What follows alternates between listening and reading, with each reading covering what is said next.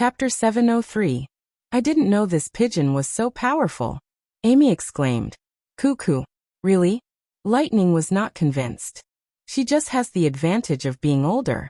When I become an adult, I will definitely evolve into a super powerful new ability. Then, can you tell me what Miss Maggie's new ability is?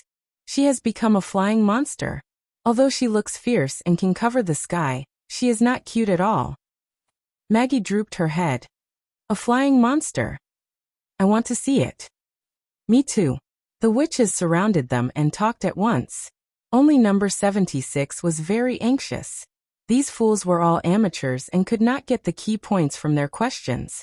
Who would care about whether a senior witch was cute or powerful? Shouldn't the key point be the relationship between ability evolution and magic cyclone? And how to become a senior witch? For the first time, she found it so difficult to maintain a smile.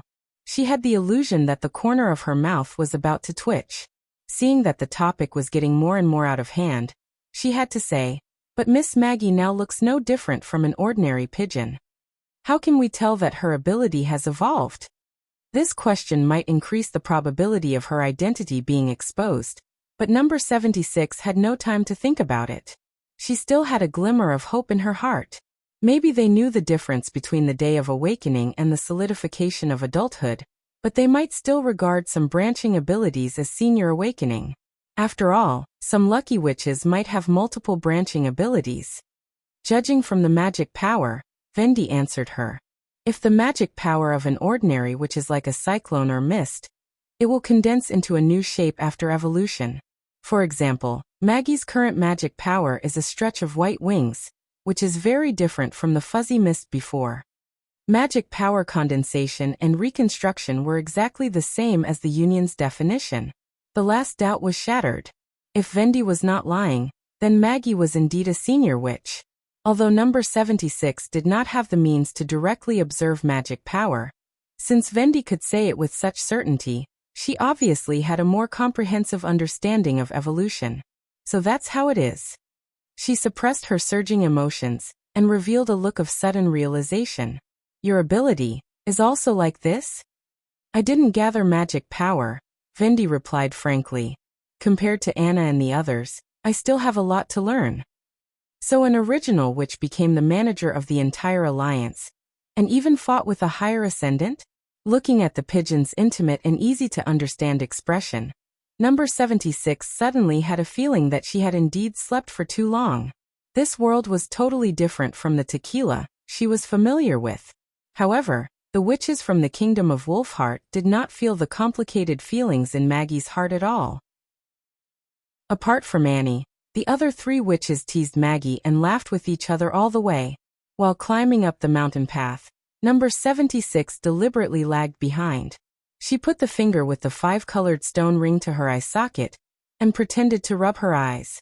In fact, she was squinting at Lightning and Maggie through the crystal-clear magic stone. As both of them were in the stage of displaying their abilities, 2 eye-catching orange lights suddenly appeared in her vision. The light beam above Lightning's head was similar to that of Annie and the others, about the thickness of a finger, while Maggie's was thicker, almost as thick as an arm. This was in line with the theory that the key of a senior, which should be more complicated. But compared with the light beam from the intruder last night, it was much smaller, not to mention the giant light beam in the castle district, which was like a mountain wall. They were not the chosen one. With mixed feelings, number 76 wrote down their names. After entering the North Slope mine, the noise became louder and louder. The witches were surprised to see that the surroundings of the mine were still bustling with activity. The scattered snowflakes and the cold wind did not make them stop their work. Along the way, they could see busy figures everywhere. Unlike what they had expected, they were definitely not dressed like ragged prisoners. Instead, they were all wearing thick fur coats with cloth of different colors wrapped around their heads.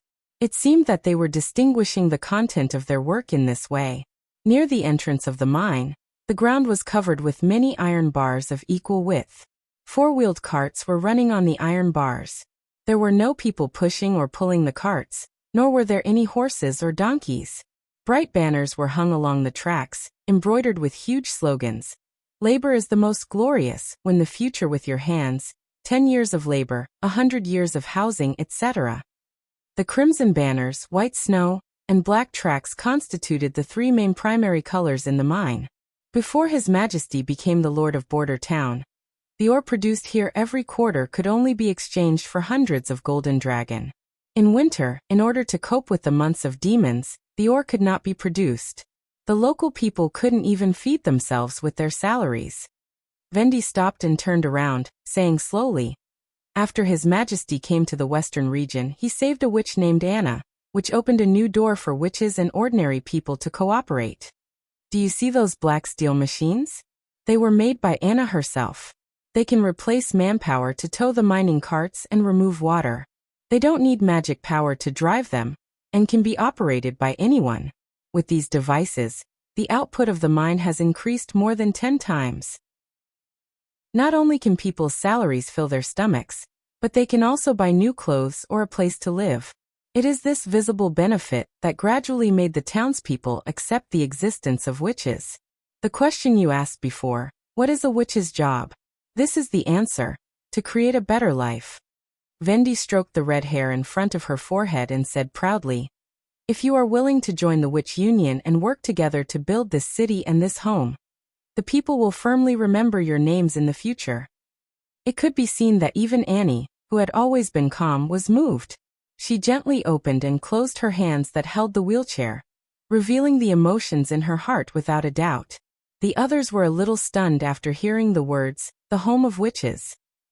For these refugees, there was nothing more exciting than a warm place to live. Only number 76 was full of doubts. The key to the change described by Vendi was not the witches, but the black machines.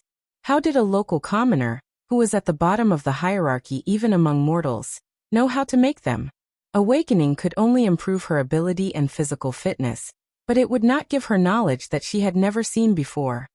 What happened during this period? What Wendy said next made number 76's heart skip a beat.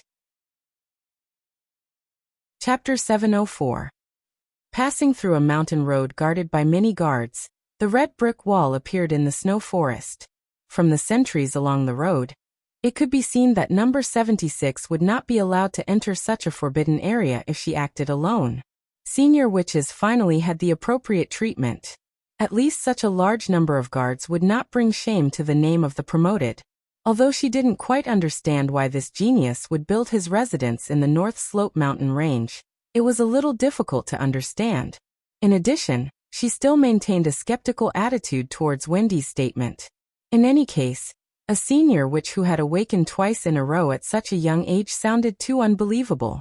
Although the number of awakenings did not represent the strength of one's ability, the perseverance, intelligence, and perception required to awaken twice were incredibly high.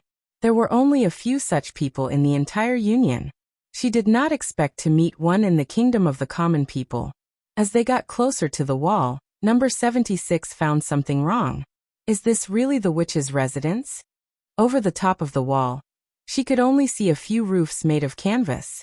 Not to mention castles or stone towers. She could not even see a one-story bungalow. Here we are. Vendi knocked on the gate of the courtyard wall. The backyard of the North Slope Mountain is the research and development place for all kinds of machinery and equipment in Neverwinter. Except for studying time, Anna usually stays here to work. To ensure her safety, His Majesty blocked the entire mountain road and forbade unrelated people from entering or leaving. So it's just a research institute. Number 76 frowned secretly.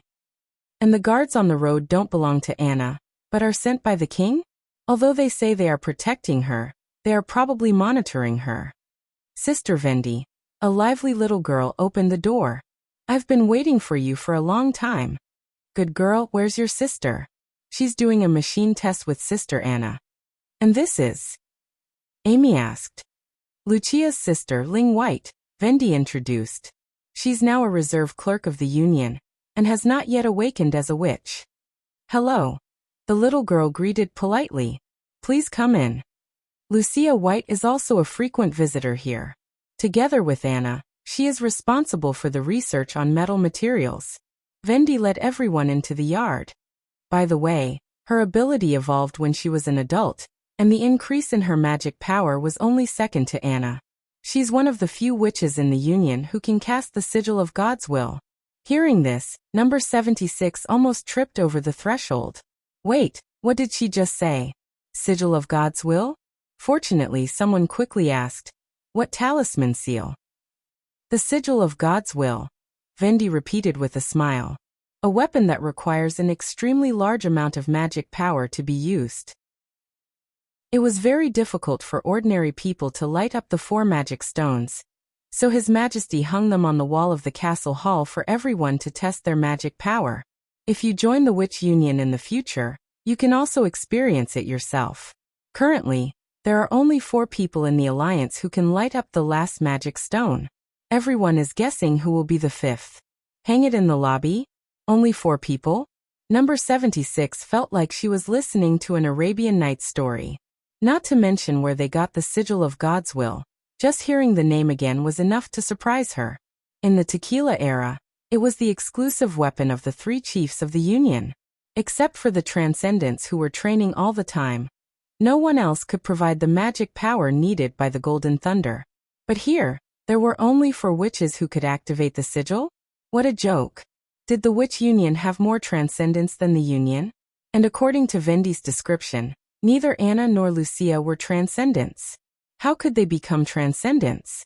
In addition, what the King of the Common People did made her feel unreasonable. Since someone could activate the sigil of God's will, he should have seen the earth-shattering power of the sigil, right? If so, why would he put such a precious weapon in the hall for all witches to play with? That was a spoil of war obtained after slaying a greater demon. Did this guy have any common sense at all? Number 76 suddenly felt her head swelling and pain. As for the fact that Lucia was also a senior witch, her heart had gradually become numb to it. In just one morning, she had seen 3 promoted witches. At this moment, she just wanted to ask someone how many senior witches there were in such a border city ruled by common people. Moreover, they did not even have the self-awareness of being superior. For example, now Lucia had already mingled with the witches in the kingdom of Wolfheart under the introduction of lightning. Anna was much calmer, but judging from her expression, she did not seem to have any complaints about the original witches acting as managers. She even showed a sense of closeness and trust in Vendi during their simple conversation. Just when number 76 could not help but blurt out the question in her heart again, someone finally mentioned this point. May I ask how many people in the Witch Union have evolved new abilities?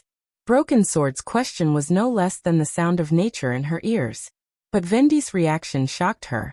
Vendi counted with her fingers. Well, 1, 2, 3, 9, 10, exactly 10. 10. Number 76 did not even have the strength to be surprised at this time. If the information provided by Black Money was right, there were only about 20 witches active in the western region of Grey Castle. Neverwinter was just her first stop, and Sleeping Island in the fjords was the gathering place of most witches. However, there were 10 senior witches here. Was this a mockery of the Union's incompetence? Number 76 took a deep breath and did not approach them again. Instead, she took advantage of the time when they showed their abilities to put the ring to her eyes. Lucia's orange light was almost twice as bright as Maggie's, while Anna's was much more eye-catching. It was almost the same size as the uninvited guest who sneaked into the Foreign Affairs building at night. There was no doubt that the 2 of them were not the chosen one either. It seemed that the owner of the light wall in the castle was someone else. But was it possible? Was there a witch in Neverwinter who was more outstanding than the genius mentioned by Vendi, Anna, who had awakened twice in a row? Just when number 76 was puzzled, the door of the backyard was suddenly pushed open, and a blue-haired woman came in. The anti-corrosion results you asked for have come out. These are the test samples. She placed several glass bottles in front of Anna. The best performance of the aluminum alloy is number 1872, just as His Majesty speculated. Thank you, Agatha. Then I'll go. The witch called Agatha nodded and turned to leave without looking at the others.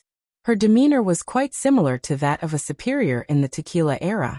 The moment she turned her head, number 76 felt as if she had been struck by a bolt from the blue. Chapter 705. That was right. Even after more than 400 years, the name had become blurred, but the scene at that time was still vivid in her mind. The blue-haired witch knelt on one knee in front of the three chiefs of the Union, solemnly received the robe and scepter that symbolized a higher ascendant, and received the personal blessing of the leader of the Quest Society. Number 76 deeply remembered her posture when she turned around and raised the scepter to the audience. As the youngest senior witch born in the Tequila era, her proud and confident expression was like a brand in the hearts of all onlookers. At that time, Number 76 was just a member of the Garrison Guard, an original combat witch. At that time, when she looked at the high-spirited young junior, she only felt infinite envy and a trace of inferiority. So this witch is Agatha. The dusty memories reappeared in her mind in an instant. She even remembered that Agatha had violated the Quest Society's principle of never hiring mortals, and was expelled from the core research circle because of some outrageous actions. However, Agatha did not repent at all. She directly built her own research tower outside the city of Tequila. Because of her status and identity, no one stopped her. If an original witch dared to openly oppose the Quest Society, she would probably be sent to the front line until she became one of the casualties in the bloody defensive war. At that time, Number 76 was quite dissatisfied. She thought that she should not have done such a thing in the face of a formidable enemy. For the Quest Society, it was equal to losing a young and promising ascendant. For her, it was equal to losing most of the resources and foundation to explore the mystery of Magic Stone. Adding up the two, it was the loss of the holy city of Tequila. But now all her dissatisfaction had long disappeared with the destruction of the Union, and the passage of more than 400 years. Now there was only joy in her heart. And incredible surprise. She was happy that she could actually meet a tequila witch here. She was surprised that this tequila witch had survived until now. There was no doubt that Agatha still maintained the body of a witch. Even her appearance and age seemed to stay in that era, without any trace of aging. The bodies of the other survivors had long since turned into bones, and only their souls were preserved through special methods. Number 76 tried her best to restrain the impulse to stop her immediately. She watched her leave without moving and took a deep breath until the gate of the courtyard wall was closed again. She already knew what to do next. What's wrong? Did you find something wrong? When the sky gradually turned dark and the howling cold wind became biting cold again, Nightingale noticed that Sylvie's expression had changed a little. Number 76 has left the Foreign Affairs building. She jumped out from the window of the corridor on the second floor. The latter replied. Oh. Nightingale raised her eyebrows. Aren't those windows sealed with iron bars? It's probably rusted. The whole window frame fell off with a shake. Sylvie stood in front of the French window, looking down at the city that was slowly disappearing into the darkness. She climbed over the wall, and the guards at the gate didn't notice anything. But we still found her. Nightingale could not help but raise the corner of her mouth. There's really something wrong with her. Since Roland's safety was more important, she called Sylvie and asked her to monitor the tour directly from the office in the castle. Nothing unusual was observed in the morning. Everything was normal. After the witches of the Kingdom of Wolfheart had lunch, Number 76 suddenly showed an uncomfortable look. Judging from her lips, it seemed that she was tired because of a sleepless night. Finally, under the persuasion of the witches, she got dressed and lay on the bed in her bedroom, directly missing the afternoon tour. Nightingale had thought that the day would pass peacefully, but unexpectedly, as dusk approached, Number 76 made an unexpected move. You guessed it. Roland closed the book with great interest. But an ordinary person can actually escape your lie detection. She's a genius. Nightingale coughed twice. When I catch her, I'll figure out how she did it sooner or later. Number 76 is moving south along the side street outside the castle district. Wait, she stopped by the street, Sylvie reported. It looks like she's waiting for someone. She doesn't have magic power and she doesn't carry any weapons. She's either here for intelligence or colluding with others to plan something big. Nightingale analyzed with high morale. If it's the former, she should have lurked for a longer time. Since she's so impatient, maybe she'll make a move tonight. Make a move? Against who? Sylvie asked. Well, we'll know later. Half a quarter of an hour later, Sylvie's voice suddenly froze. Hey, she's moving again. Her target seems to be... Oh no, isn't that Agatha? It's the shift change time in the factory now. It's normal for her to appear here. Nightingale frowned.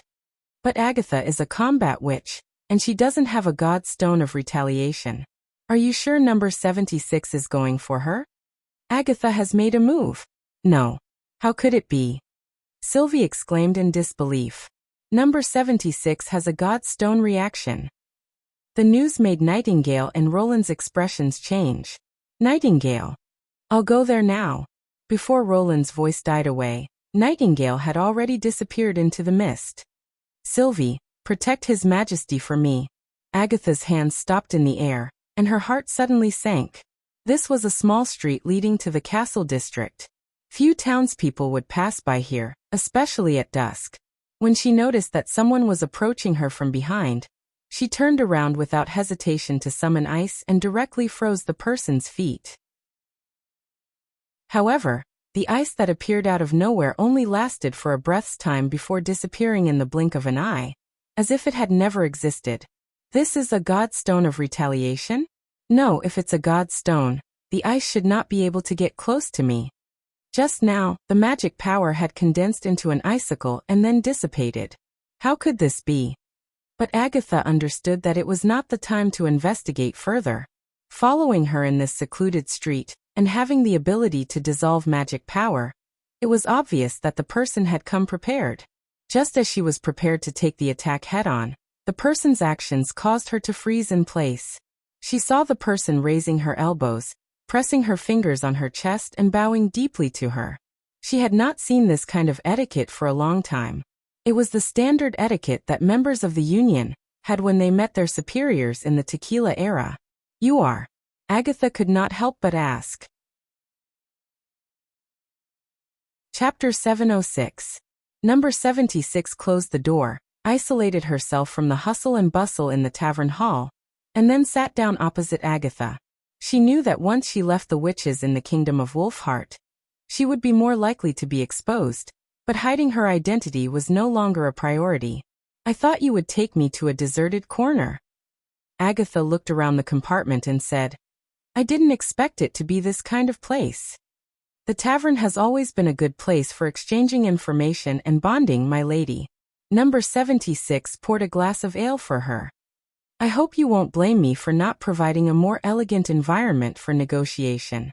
After all, I've only been in Neverwinter for 2 days. Since there was no need to worry about exposing her identity, the tavern could obviously lower the other party's guard to some extent. It was safer to talk in a crowded place than in an empty street corner or alley. Although both of them were not afraid of the cold, if a stranger suddenly appeared and wanted to lead the other party to a more desolate place with just a few words, she would not easily agree. And the most important thing was that she had no hostility toward either Neverwinter or the Witch Union, so there was no need for her to take the initiative to put herself in the enemy's position. Previously, she had hidden her identity just to find the chosen one. Now that there was a better way, she naturally would not act according to her original plan. Now both the common people and the witches were facing the same enemy, and the danger was imminent. How did you find me in only 2 days? Your workplace, the time you returned to the castle, and the way back to the castle. I could ask the witches in the kingdom of Wolfheart about the first 2 things from Vendi, and the latter from the local people. Number 76 briefly explained the process. After knowing that you've become a member of the Witch Union, I decided to take the initiative to contact you. I see. Agatha looked at her with burning eyes. So there are other witches of Tequila who survived? You can think of it that way, but we are no longer witches. Number 76 knew that the only reason why Roland was willing to contact her was because of the news about Tequila, so she did not hide anything from him. Bodies can't be preserved for hundreds of years, so we can only use another method to keep our compatriots alive. For example, the body you're looking at now is that of a God's punishment warrior from the church. You mean, not only do you control this body, but you can also activate the God's Stone realm. Yes, this is also Lady Alice's ultimate goal, to fuse a witch and a mortal into a scourge who can fight against demons. Losing more than half of the blood won't cause the witch to die immediately. As long as the soul is transferred to the body in time, the perfect extraordinary warrior will be obtained. I knew her plan wouldn't be that simple. Agatha was silent for a long time before she finished the ale in her glass. But from your tone, it seems that the other survivors don't agree with this plan? Also, what is your purpose for coming here? Before answering this question, I want to ask you something very important, Number 76 said in a low voice. Go ahead. Have you told the Witch Union about the demons, the battle of divine will, and the Union? Agatha nodded. Number 76 suddenly showed a trace of excitement. What about them? Did they accept this statement? Not only did they accept it, but they are also ready for the third battle of divine will, she replied. In fact, not long ago, the Witch Union fought with the demons and killed a magic slayer and 4 fearsome demons. Number 76 could not help clenching her fists. Everything was as she had expected. Agatha had indeed revealed this information to the local witches. In this way, the Union and Tequila had become natural allies. She no longer needed to hide her identity and could get straight to the point. Although the latter part of Number 76's words was also thought-provoking. And she also wanted to know where the witches of the Witch Union met the senior demon before the bloody moon came, and how they defeated it. There were more important things to talk about now. No longer hesitating, Number 76 told Agatha about the fight between Natalia and Alice, and the Chosen One plan from beginning to end. Now the witch who can activate the natural mote instrument and wipe out all the demons is in the castle district. I hope you can help me find her. Agatha was also a little stunned. Is there really someone who can do this? Lord Theo told me so. Number 76 took off the ring and handed it to Agatha. As long as someone exerts his ability, he can see the orange light that symbolizes the key through the colorful magic stone. Agatha pursed her lips, took the ring and looked at it for a while. I think you should talk to the Lord of Neverwinter. Of course, I'll explain everything to Vendi. Wait. Number 76 was stunned. The Lord of Neverwinter? You mean the local leader of the common people? Yes, Roland Wimbledon, the common man who looks ordinary and even a little reckless. Somehow Agatha smiled. He's the core of the Witch Union. Number 76 frowned. I don't quite understand. What you mean? I was just like you at the beginning. Agatha returned the ring to Number 76. Later, I gradually realized that without Roland, the Witch Union wouldn't exist, Neverwinter wouldn't be what it is now, and Grey Castle wouldn't be able to defeat the church. Everything started with a common man. If you want to find and take the Chosen One away, you need to talk to Roland in person instead of explaining the situation to Vendi. But don't worry. He knows more than you think. Agatha chuckled. Do you know what he said to me when I woke up from the ice coffin and learned that the Union no longer existed? The common man can defeat the demons. Isn't this a little too arrogant, isn't it? She interrupted.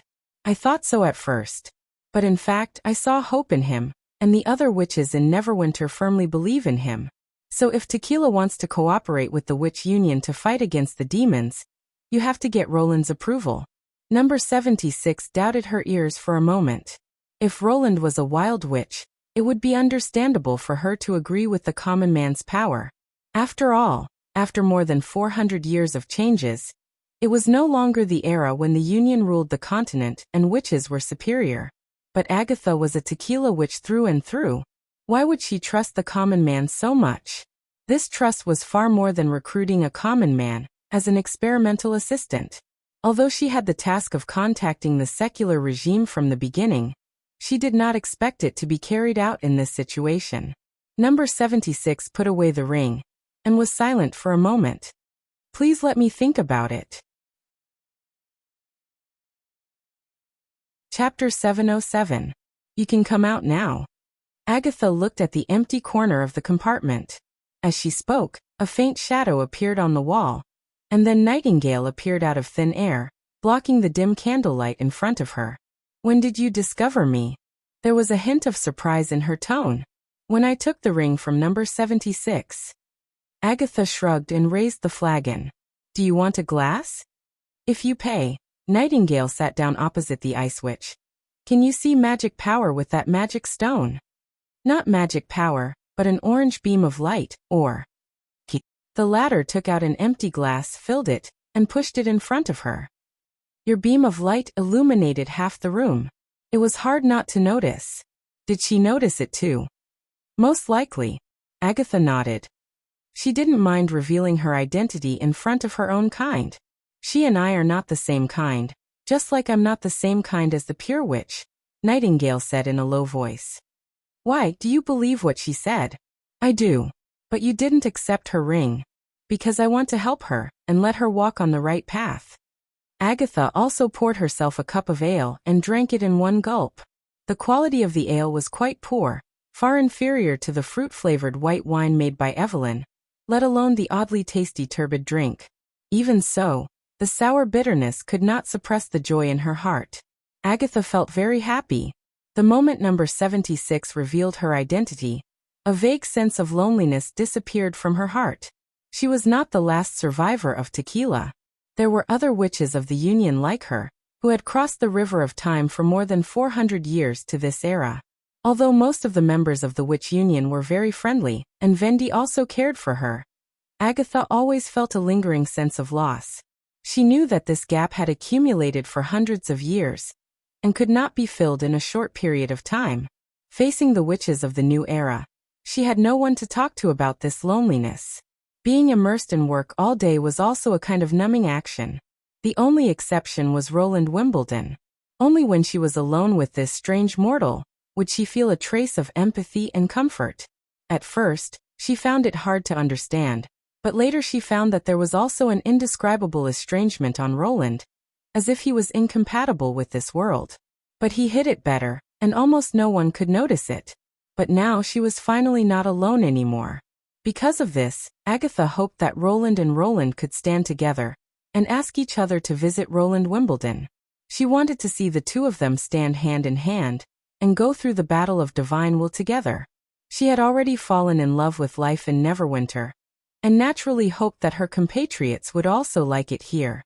In addition, Agatha also had a small hidden thought in her heart. She wanted those witches to see that her previous view was wise and correct.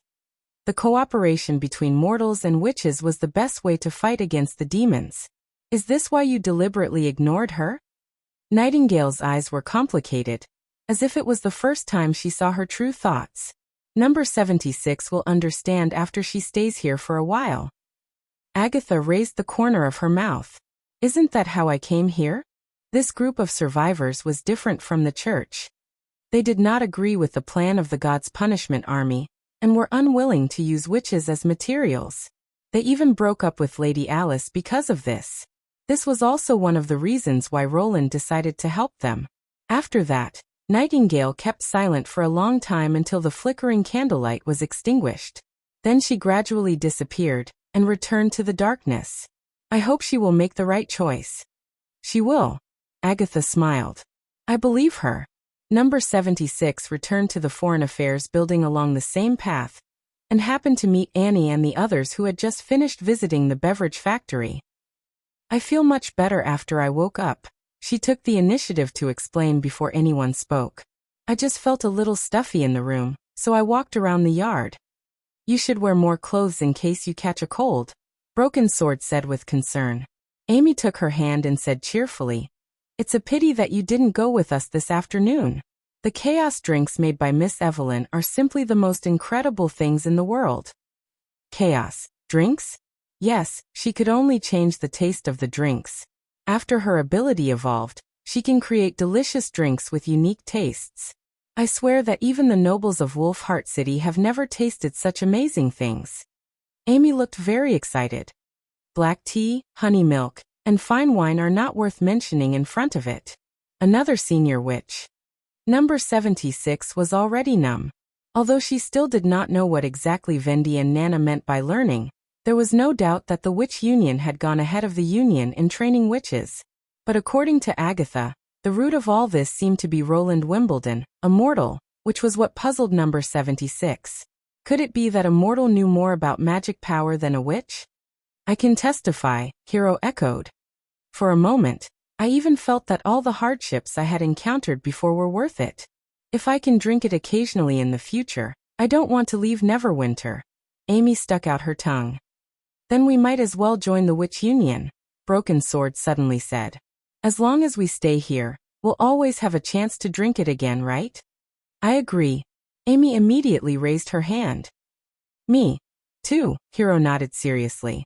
The three of them looked at Annie, who shrugged helplessly and said, I'll listen to you. Wait. Do you agree to stay here just for a strange drink? Number 76 could not help but be stunned. And Annie, didn't you say that we should observe carefully and treat with caution? You should at least see tomorrow's visit before making a choice. If Vendi knew the reason why they made up their minds, she would probably not know whether to laugh or cry.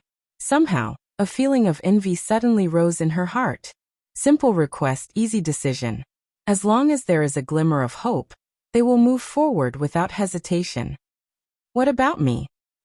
When everyone fell asleep, number 76 quietly left the room again and climbed to the roof. Facing the howling wind and snow, she raised the ring and pointed it in the direction of the castle.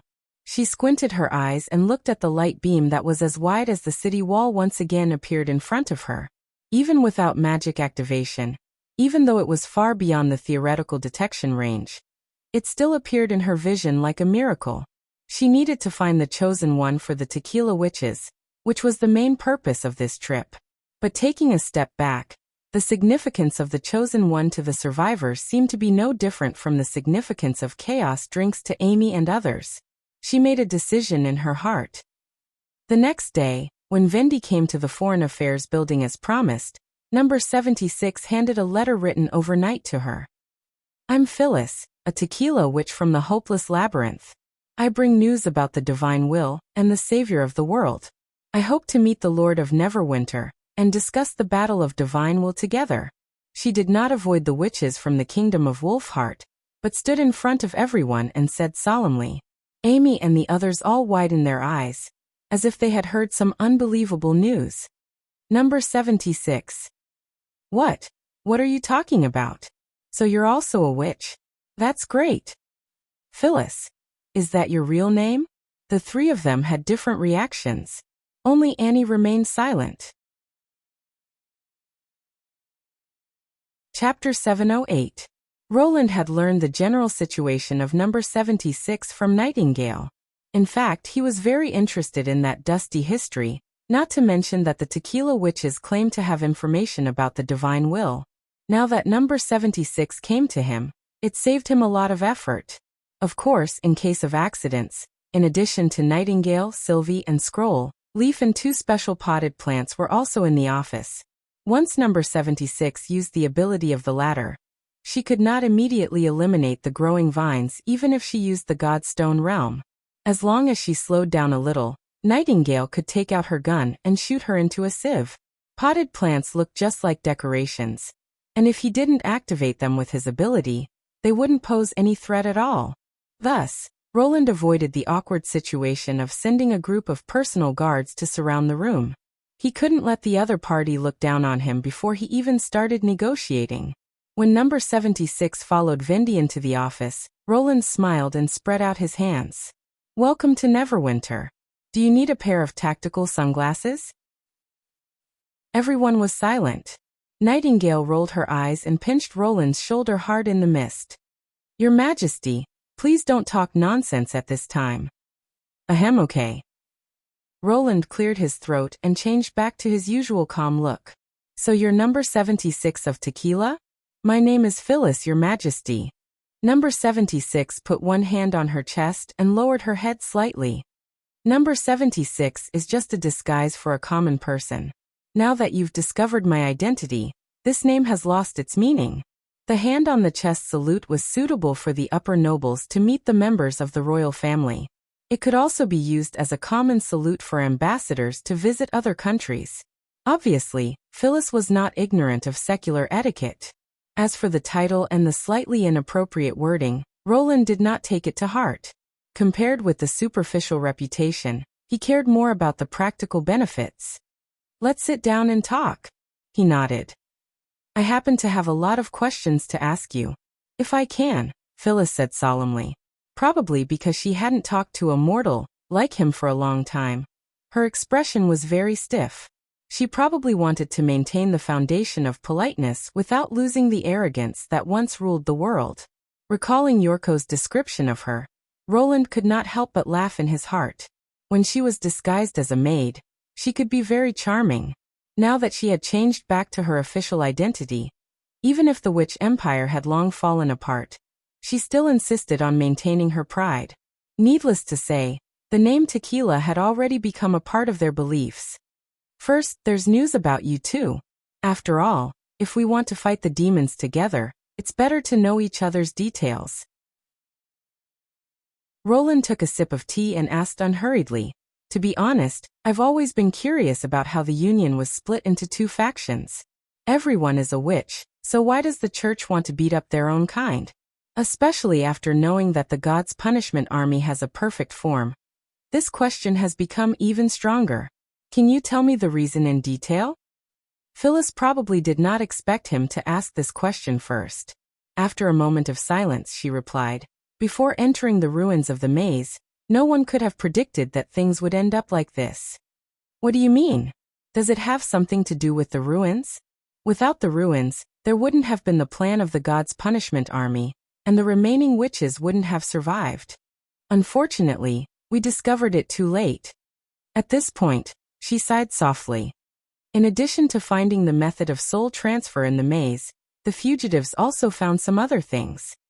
Because of them, Lady Natalia and the Queen of Starfall City had a disagreement, which led to the final rupture. Other things? Roland frowned. I can't tell you more for the time being. Only after finding the chosen one can we have a deeper discussion. At that time, Lady Pasha will talk to you personally. Who's Pasha? She's the successor of the 3 chiefs of the Union, and also the trusted leader of the survivors, Phyllis explained. If he was not mistaken about the time, the Holy City should have fallen at that time. The fact that a group of fugitives who were on the brink of death did not hesitate to use internal strife to resolve their conflict could only be said to be as important as the divine will. Couldn't the two sides coexist at that time? Since the perfect form of the God's Punishment Army won't cost the witches' lives, why did Alice want to overthrow the remaining Union? When Phyllis asked this question, a rare bitterness appeared on her face. Won't cost the witches' lives? No. Your Majesty, it's not as simple as you think. The first body I used was from a scourge who failed to transfer. Do you know how long it took me to master that body? 10 years. Roland pondered. This was also the time it usually took to train a knight. Nearly 50 years. She shook her head and said, when I became familiar with how to control a body that didn't belong to me, the original body of the God's Punishment Army had already aged. The witches present could not help but gasp. The magic power fused into the blood destroys most of the senses, including touch, taste, and smell. Therefore, the God's Punishment Army won't feel pain or fear because of injuries. But for us, it's equivalent to subverting the memory of the previous movements. We need to learn how to walk, open our mouth, and clench our fists. At first, we can't even stand up, and we don't know how much strength we should use to hold a cup. If we want our brains to remember these movements, it will take decades of continuous training every day. If we add weapons and fighting skills, it will take at least more than 100 years. Phyllis paused and said, in this case, you know what should happen. Roland frowned and was silent for a while before he said, Alice needs a lot of empty bodies. Yes, once a witch doesn't die, a scourge who has lived for hundreds of years will be much stronger than a newly transformed warrior in any way. In order to continue the strength accumulated by this experience, more bodies must be created for the soul to continue. Even if the new bodies also need time to adapt, the time can be shortened to a few years compared to mastering from the beginning.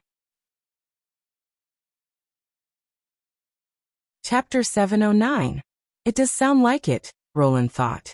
Ashes once said that the difference between the God's Punishment Army and the Extraordinaries was not in strength and reaction, but in wisdom. If a God's Punishment Army had the wisdom of a witch and had an uninterrupted life, The accumulated battle experience of hundreds of years would be so rich that such a soldier would be even more powerful than the extraordinaries. If he had fought against the complete version of the God's Punishment Army in Coldwind Ridge, the result would probably have been reversed. As long as the church divided the army into many small teams, sneaked into the hinterland of Grey Castle, and harassed and fought everywhere, he would definitely be caught off guard. In this way, the long adaptation time was not the key point. As long as the souls could be transferred continuously, it was inevitable to keep the powerful veterans. The only problem was, how many scourge could Alice accumulate before the bloody moon? Powerful bodies also had higher tolerance than ordinary people. They would age for about 100 years, and if they participated in the transformation ceremony at the age of 20, they could last about 70 or 80 years.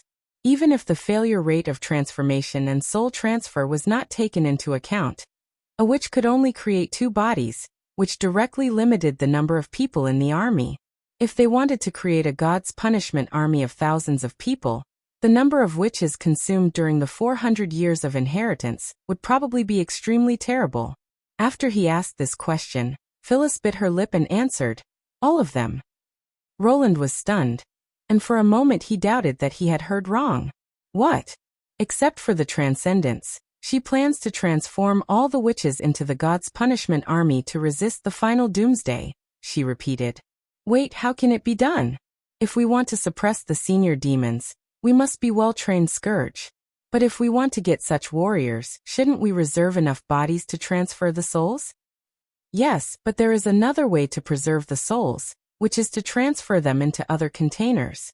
"Other containers? We call it dormancy." Phyllis's words made Roland shudder. During this period, the dormant ones don't need to consume any energy, and they lose all senses until they are awakened. Otherwise, how do you think we survived the most difficult early stage? After breaking off with Starfall City, we didn't have any usable God's Punishment Army bodies. We only survived by hibernation. Of course, there are some exceptions such as Lady Pasha. What happened to her? You'll understand when you see her. Phyllis did not go into details. In short, Lady Alice planned to train Scourge with complete skills over a period of 100 years, and then let the soul go dormant to save the consumption of the body. In this way, Starfall City will have the ability to continuously transform the God's Punishment Army. When the bloody moon comes, all the souls will be awakened at once, so that the number of Scourge will greatly exceed the limit that the witches can bear. This meant that every witch alive on the eve of the final battle would become a material for the transformation. Vendi, Sylvie, and Leaf all showed pity on their faces. Although they couldn't see Nightingale's expression, Roland knew that she must be very gloomy at the moment. What about Alice herself? Does she intend to take part in the soul transfer? No, Phyllis sighed. I heard this from Lady Pasha later. The Queen of Starfall City and her followers never wanted to prolong their lives from the beginning. They planned to devote the rest of their lives to the recasting of the new order to ensure that the God's Punishment Army plan would not deviate from the predetermined track. Only when she is a transcendent can she have the strength and prestige to lead the Union. Only that flame-like red hair symbolizes the inextinguishable will of Starfall City. Speaking of this, a very complicated light appeared in her eyes, which contained fear, regret, and respect. Roland could vaguely understand her thoughts. Obviously, they had different intentions, but he was still shocked by her spirit. In order to defeat the demons and let the witches continue, the Queen of Starfall City was still able to move forward without hesitation, no matter how great the price was. Such a person was still worthy of respect, even if she was an opponent. The incomplete historical record was finally filled in. Perhaps because the complete version of the God's Punishment Army was too cruel. When something in the ruins was discovered, the God's Punishment Army plan was no longer the only feasible plan to fight against the demons, and the split became inevitable. After the split, the Union suffered a great loss, and the witches of Starfall City evolved into a church. After Alice's death, they gradually deviated from the original intention of the Queen. Are the containers, the soul transfer, and the chosen one all related to the things found in the ruins? Roland asked. Phyllis adjusted her emotions and replied, You can say so. So you can't reveal it now? Only Lady Pasha can make this decision. How can the Chosen One defeat the demons? Roland raised his eyebrows. I can't reach an agreement with you without knowing anything. I'm not sure about this either. The person in charge of the research instrument is Celine, Phyllis said slowly.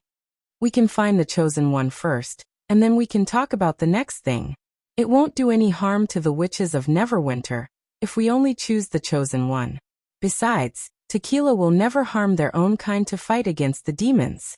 Otherwise, we wouldn't have followed Lady Natalia to the end. How do we do it? It's very simple. We just need to let each member of the Union use their ability once. Phyllis raised the ring in her hand. Through it, I can see the witches with the talent of the Chosen One. Nightingale had briefly described to him how the magic stone could reflect a strange beam of light. Roland thought for a while and asked, after we find the Chosen One, will Pasha come to Neverwinter immediately? Lady Pasha can't leave the underground maze, but she'll use some magic means to talk to you directly, Phyllis replied. When this 5-colored magic stone is broken, she will be able to sense my location in an instant. So I can only call her after I find the Chosen One. I see.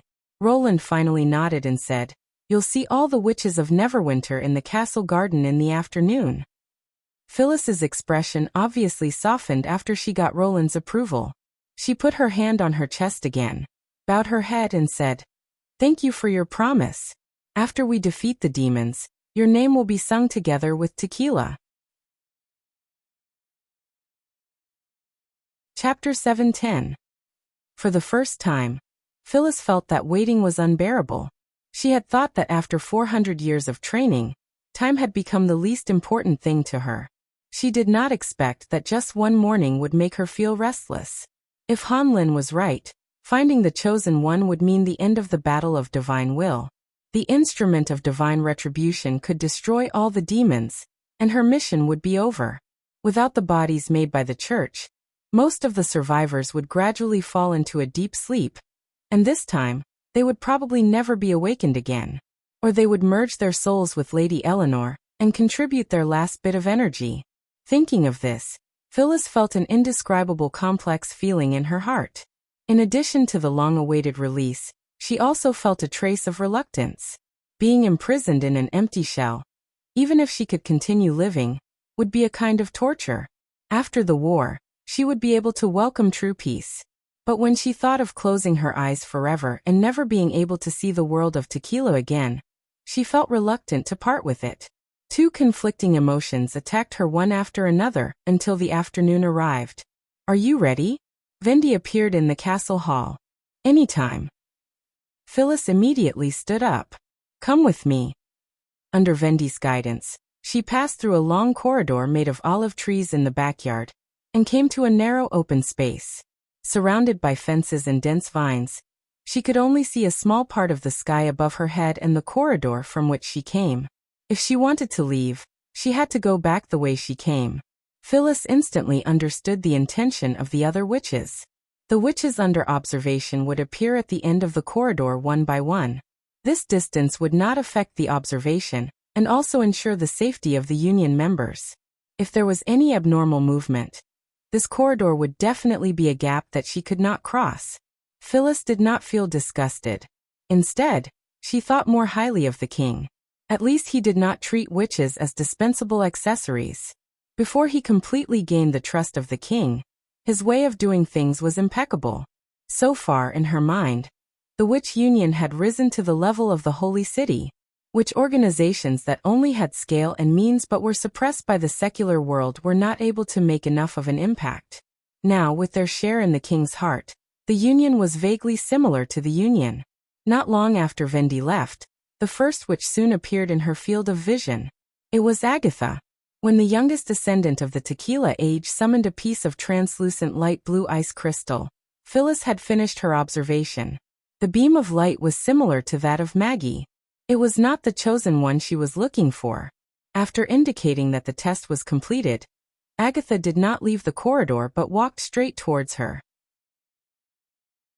My lord. Phyllis was slightly surprised. I used to be a member of the Quest Society, and I'm very interested in magic stones. You wouldn't mind me watching, would you? Of course not. Phyllis first shook her head, then respectfully saluted her as a senior witch. By the way, I haven't thanked you for your help. If it weren't for your words, I'm afraid I wouldn't have been able to determine the chosen one so quickly. That's your choice, Agatha said, waving her hand. Keep watching. Yes. Next, the witches displayed their abilities one by one at the end of the corridor.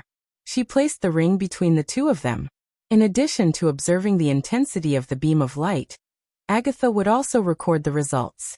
During this period, Phyllis also discovered quite a number of dazzling orange lights. For example, a witch named Soroya had a beam of light that was wider than her shoulders, which was even better than Anna's and Nightingale's. As for another witch, Evelyn, the intensity of her beam of light was astonishing, almost twice that of Anna's. Other than that, Echo and Summer also had stronger orange lights, which had reached the same width as their bodies. Among the members of the Alliance, the most eye-catching one was Leaf. When she activated her magic, Phyllis instantly thought that she was looking at Lady Eleanor. Countless orange beams of light as thick as fingers rose from the surroundings and soared into the sky, as if they were fences connecting heaven and earth. These beams of light came from every plant in the garden, resonating with the magic power of the leaves, as if each and every one of them was alive. The beam of light above Leaf's head was close to the edge of the five-colored magic stone, and it was not inferior to Lady Eleanor's. The moment the beam of light bloomed, Phyllis felt her heart almost jump out of her chest. She almost thought that Leaf was the chosen one that the tequila survivors prayed for. However, after forcibly suppressing her racing heart, she found that the beam of light was still a distance away from the edge of the magic stone. The orange light reflected by the key would not change according to the distance of the target. As long as it was in front of her eyes, the scene she saw was the true performance of the key. Although the entire back garden was filled with beams of light, they were not the light wall that she saw. Although the dense beams of light were magnificent, they were never connected. She was also not the chosen one. After letting out a long breath, Phyllis put down the ring and quietly waited for the next witch to appear. However, until the end, she could not see the thick light wall again. This is everyone in the Witch Union. Agatha closed the notebook. Is Leaf the chosen one you are looking for? The chosen one is not among them. Phyllis was silent for a while before she muttered. Although her beam of light is amazing, it is still far from the orange light that I observed at night. Her heart, which had calmed down with great difficulty, once again became anxious. Why did this happen? Could it be that Roland Wimbledon hid the chosen one? Or could it be that not all the members of the Witch Union were present? Was he unwilling to unite with the tequila to fight against the demons? Or was he worried about the Witch Empire that had once ruled the entire continent? Thoughts flashed through her mind, but she rejected them one by one. No, it did not make sense. The other party did not have the five-colored magic stone, so it was impossible for him to hide the chosen one in advance. Moreover, Lady Agatha would never collude with mortals to deceive her when it came to fighting against the demons. At such a time, she had to remain calm. Unwarranted accusations and suspicions would only make things worse. At night, Agatha frowned. Witches usually don't practice their abilities in their rooms. Besides, you should have lived in the Foreign Affairs building at that time. Can the magic stone observe from such a long distance? I did see the chosen one's beam of light. Not only was the width beyond imagination, but the distance was also beyond the range that the magic stone could sense. It was not an exaggeration to say that it was a miracle. Phyllis said as calmly as possible, I swear in the name of tequila. I see. Agatha nodded. Then give me the ring. Lady, you mean? She was slightly stunned. Chapter 7:11. The night passed quickly, and Phyllis hardly slept at all. She locked herself in her room and silently waited for the result to be revealed. Although she remained calm on the surface, she had countless speculations about the reason for the disappearance of the chosen one. She even speculated that Roland had imprisoned the witches as playthings and had concealed the truth from the Witch Union. Therefore, when Vendi and Agatha came to the Foreign Affairs building early the next morning, Phyllis showed a rare trace of tiredness. The mental exhaustion was a great burden on the soul. She knew that her control over her body was declining, and even her hands and feet were not as flexible as before. But she also knew that she could not close her eyes until she heard the result. Cutting off consciousness could only temporarily get rid of the shackles of the body, but the soul was still awake. Unless it was transferred to a magic container, shrinking into the consciousness would only be deceiving herself. Phyllis even faintly missed the long sleep. The result is, "We found the beam of light you mentioned." Phyllis did not expect Agatha's first words to shatter the burden on her heart. She blinked, afraid that she had misheard, and asked again in a low voice, "Like a wall of light?" "Yes, like a wall of light. It does exist in the castle," Vendi said. "But we can't be sure that he's the chosen one you mentioned." In other words, she didn't mishear?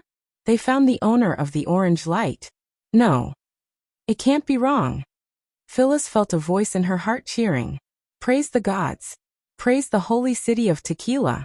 If he can emit such a beam of light, then he must be the chosen one we're looking for. Is he a senior witch? What's his name? However, Phyllis did not answer immediately.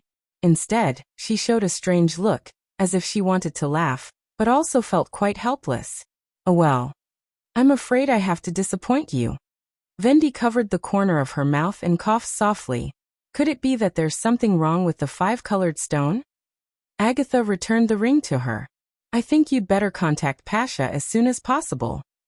Something wrong? What the hell happened? Wait. Phyllis suddenly felt a bolt of lightning flashing through her mind. What did Vendi say before? "But we can't be sure that he is the chosen one you mentioned." Him? Phyllis opened her mouth wide in disbelief. "Is that orange light from?" "It came from His Majesty Roland Wimbledon." Agatha spread out her hands. "I wasn't the only one who came. Nightingale, Anna, Vendi. All the witches living on the second floor of the castle came to check it out. I've also tested him with the stone of balancing. As usual, he doesn't have any mana on him. You said that the weapon can deal with demons. Does the operator have to be a witch?"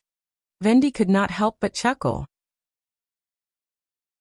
"If your Majesty can become a hero who destroys the demons because of this, it sounds pretty good."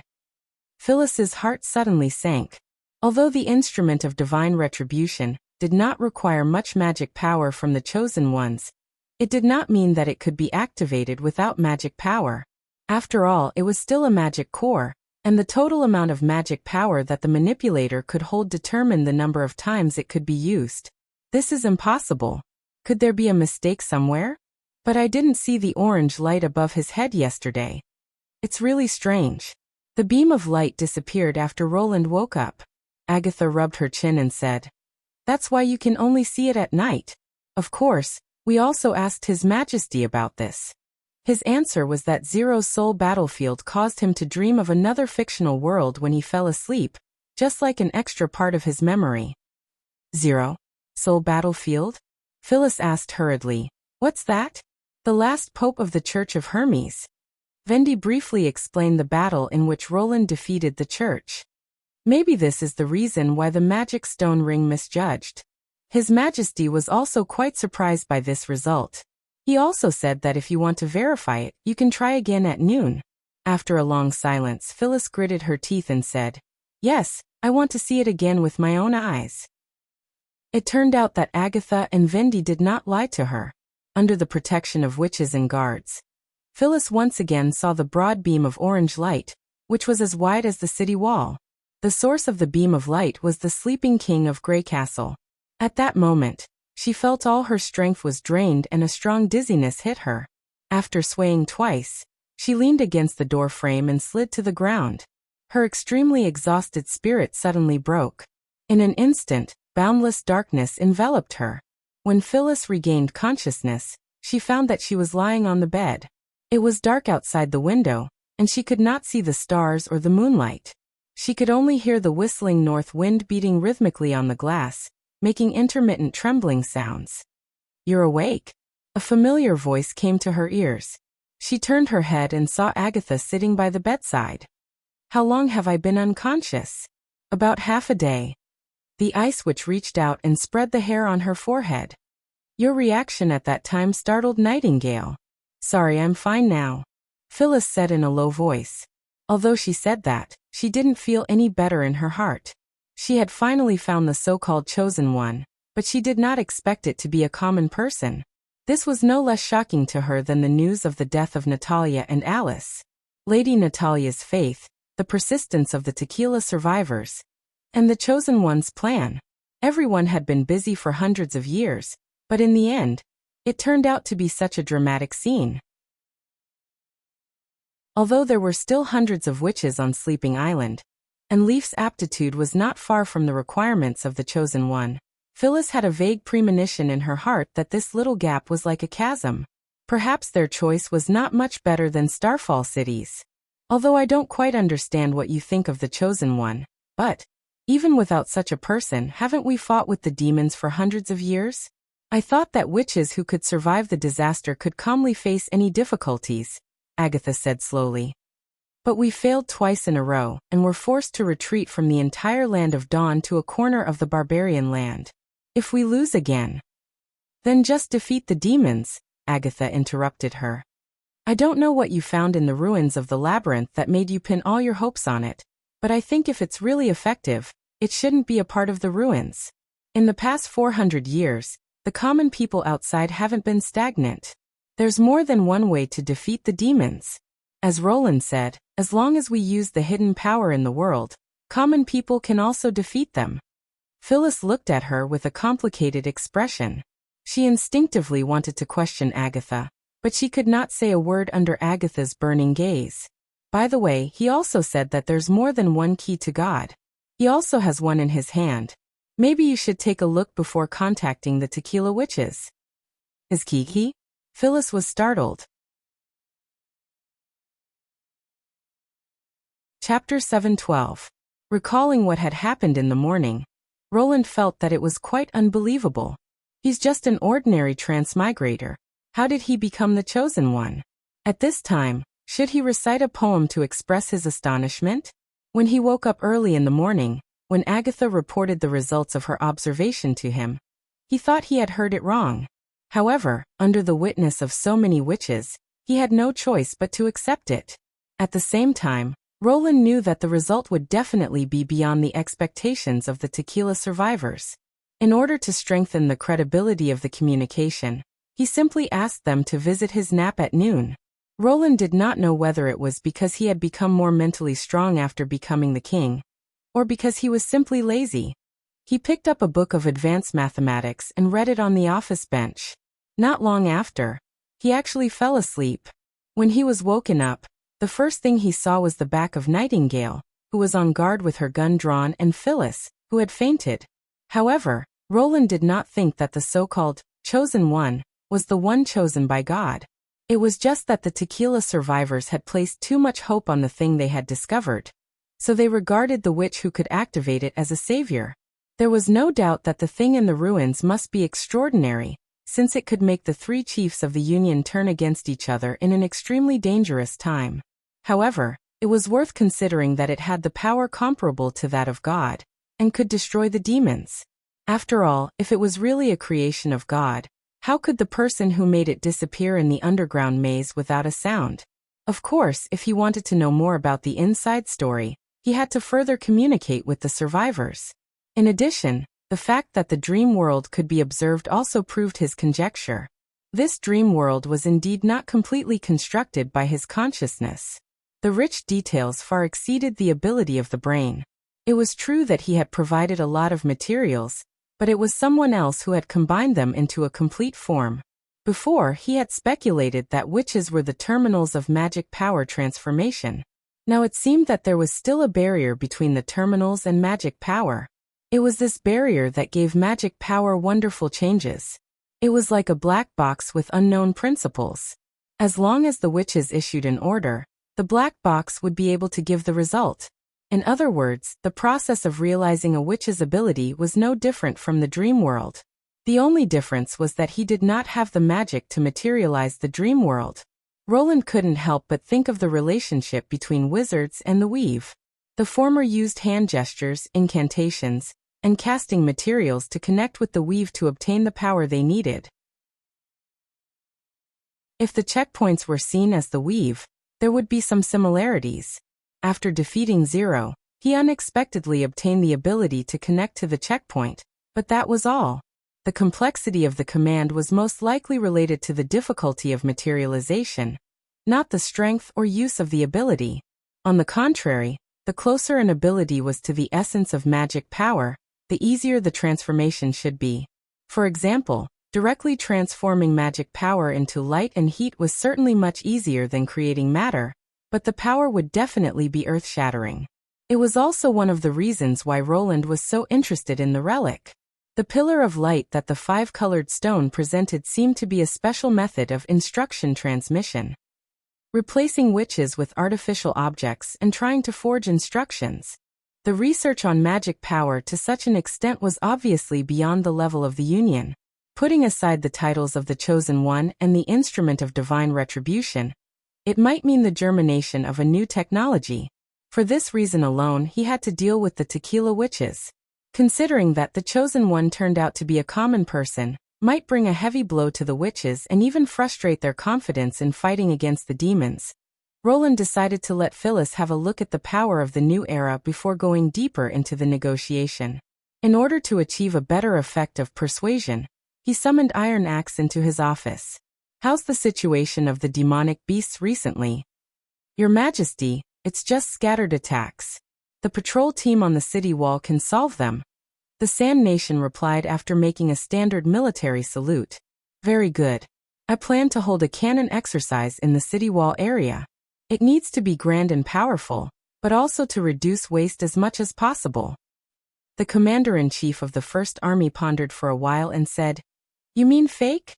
Roland could not help but laugh.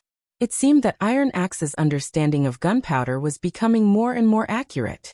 To be precise, it's half true and half false. When demonstrating accurate shooting, load live ammunition. When demonstrating fire coverage, use embedded black powder. Do you understand what I mean? "Yes, Your Majesty." Iron Axe immediately nodded.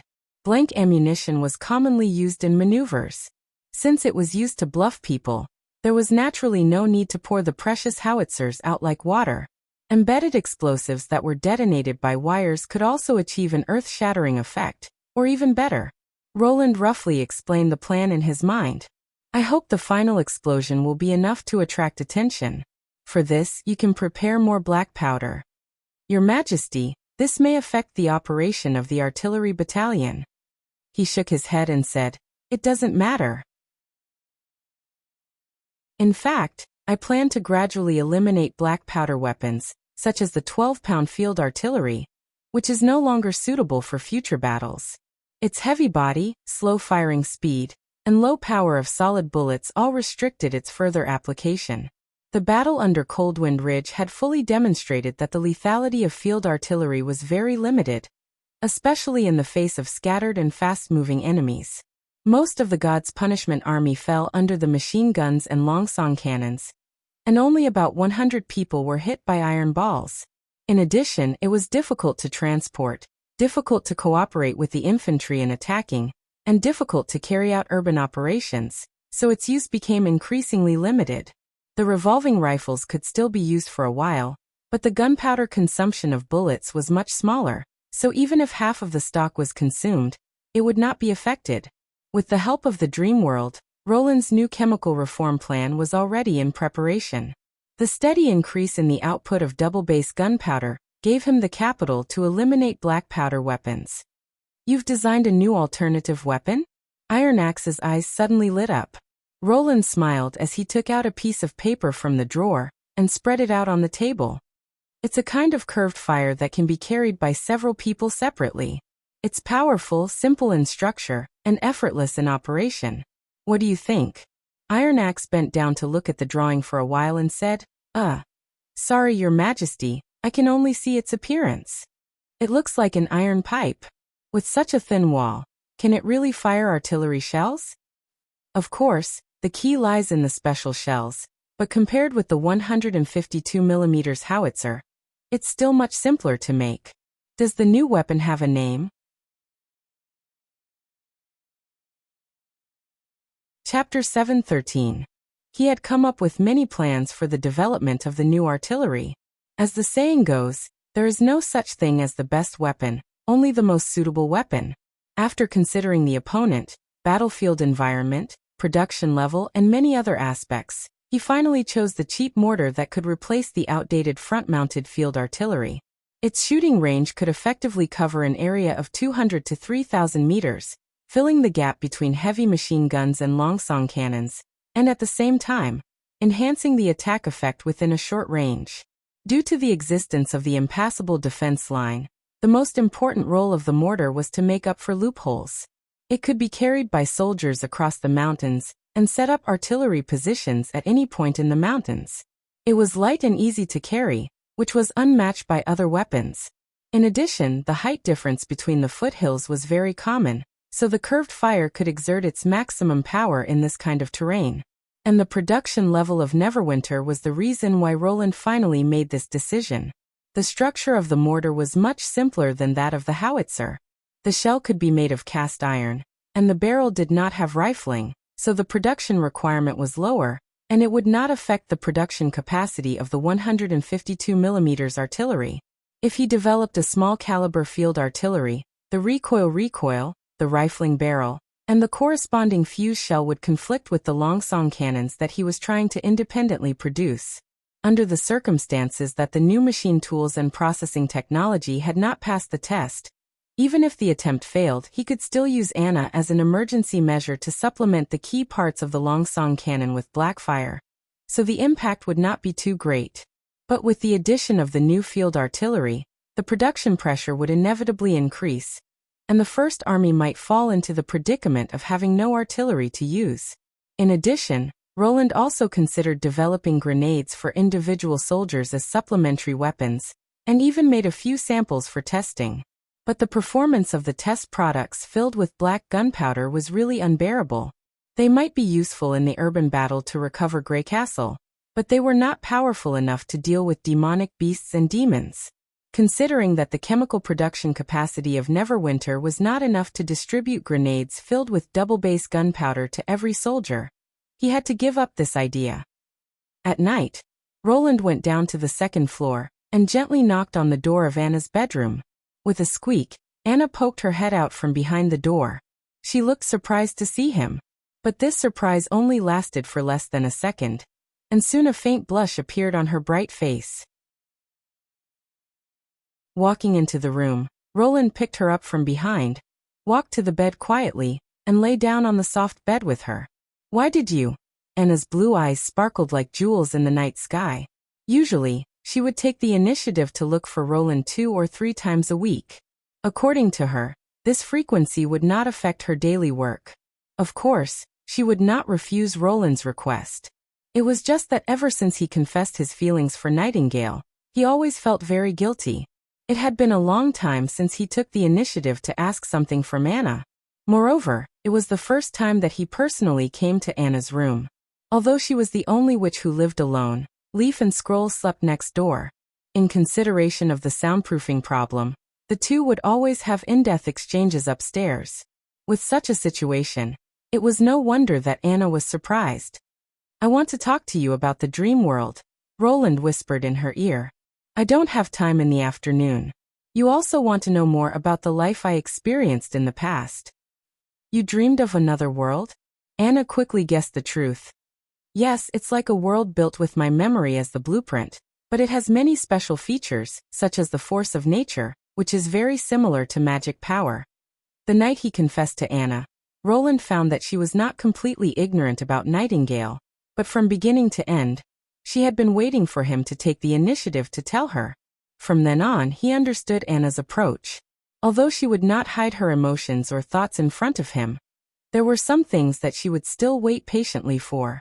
The only reason was that she did not want to embarrass him. This made Roland faintly worried. He did not know where the line was. If 1 or 2 incidents continued to accumulate, would she gradually change to the direction of hiding her thoughts and waiting in silence? Compared to becoming taciturn because she was afraid of being hurt, he preferred Anna, who now trusted him wholeheartedly and spoke her mind without mincing words. Therefore, Roland did not intend to hide anything from her. Even if she did not take the initiative to ask, he would still pour out his heart. Apparently, Anna knew what he was thinking. She slightly raised the corner of her mouth and said, I see. Then let's talk about your residence. In the dream, did you also live in the castle? No, it's a tube-shaped building. It's like an apartment shared by many people. Everyone has a medium-sized suite. And there's someone living in my room that you'll never guess. Well, could it be Zero? Pftahem, why? It's very simple. You said you had such a dream after you defeated Zero in the soul battlefield. So the birth of the dream is related to you and the other half to her, right?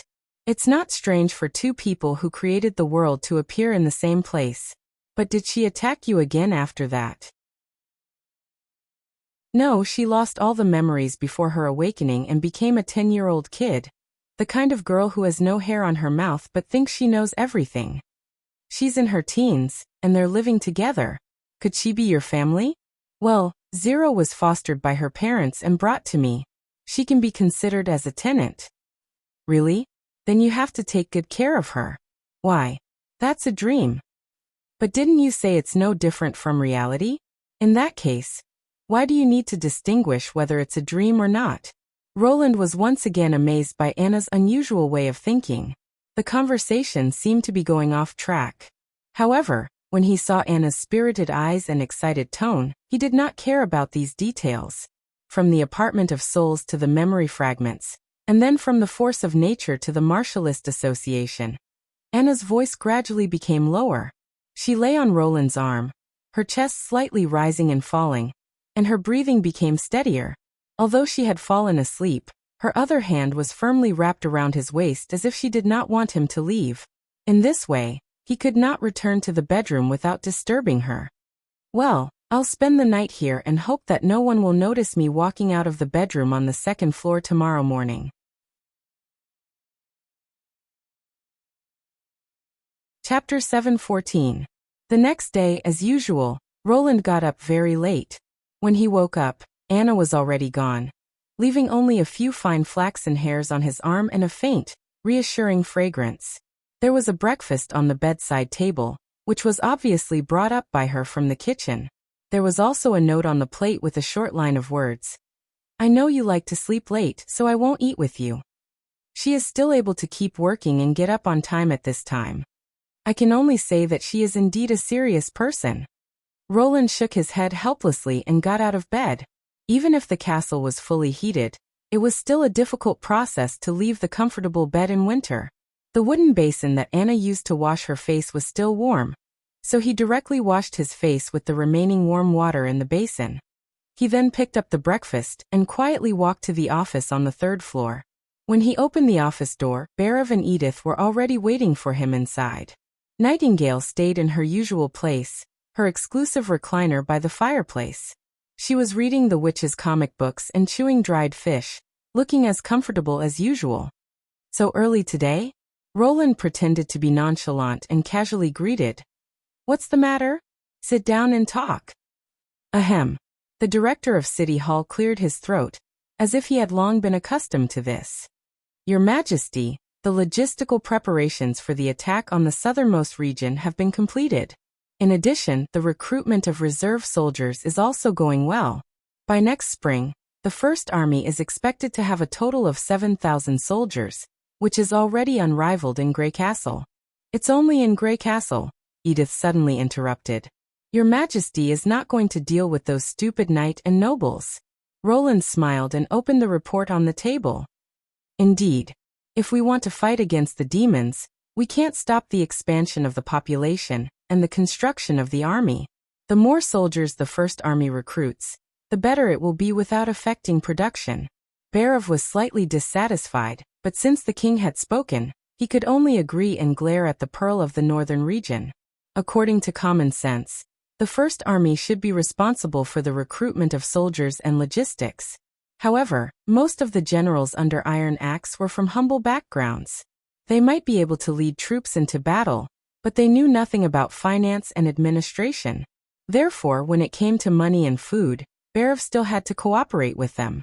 In the future, when the scale of the First Army was further expanded, this kind of personnel allocation would obviously be somewhat difficult to continue.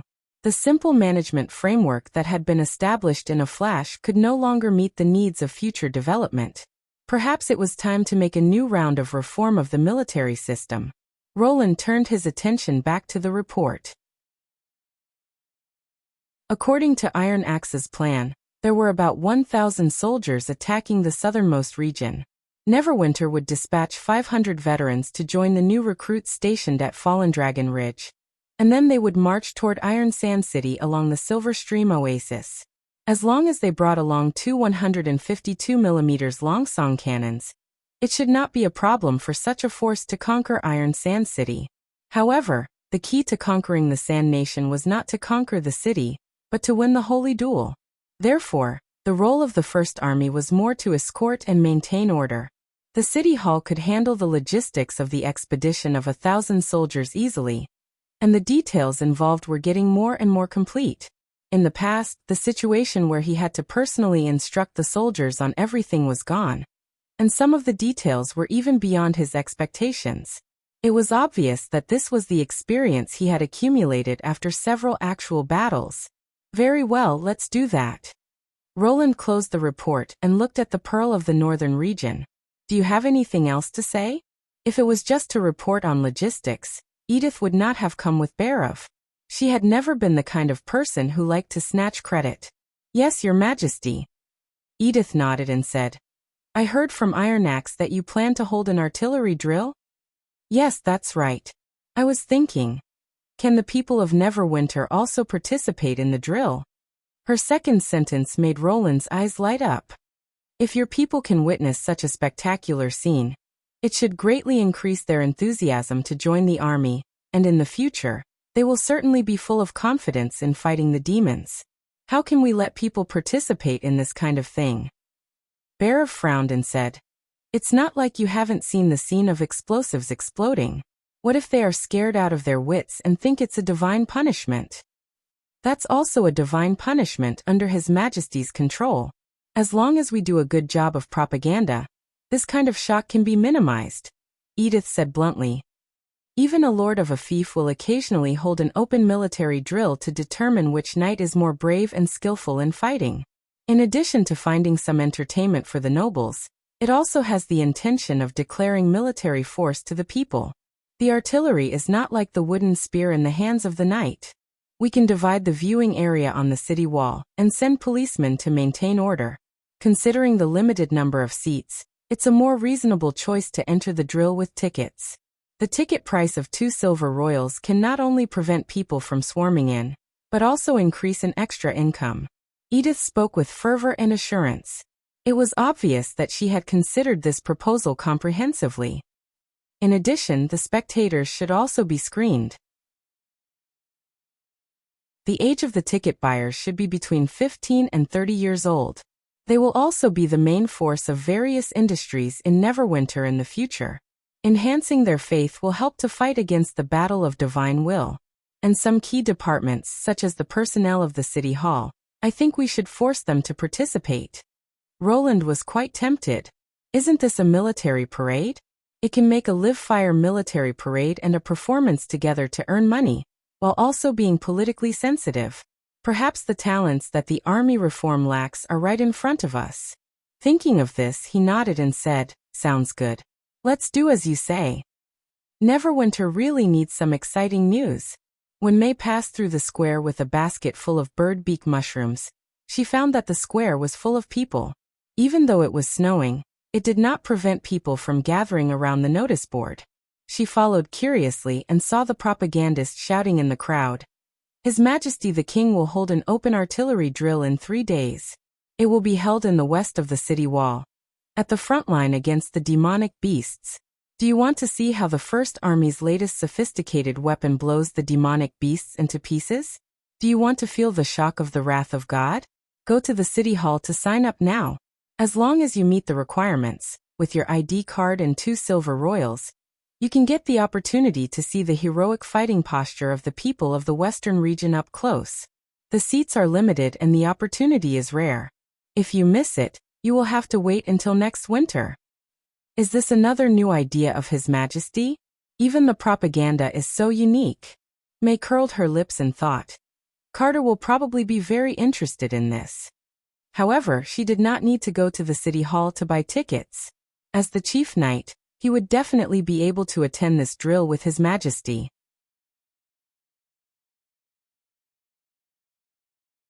Chapter 7:15. Not long after leaving the square, May heard a series of subtle footsteps behind her. "Mrs. Lannis, please wait for me, Mrs. Lannis." It took her a while to realize that someone was calling her. She turned around and saw a girl about 17 or 18 years old running towards her. The girl had 2 braids and her face was red from the cold wind. However, her cotton-padded clothes and leather boots were brand new, and the material and workmanship were very solid. 2 years ago, she would have thought that she was a lady from a rich family. But now, there were more and more people who could afford new clothes, and one could no longer be judged by appearance alone.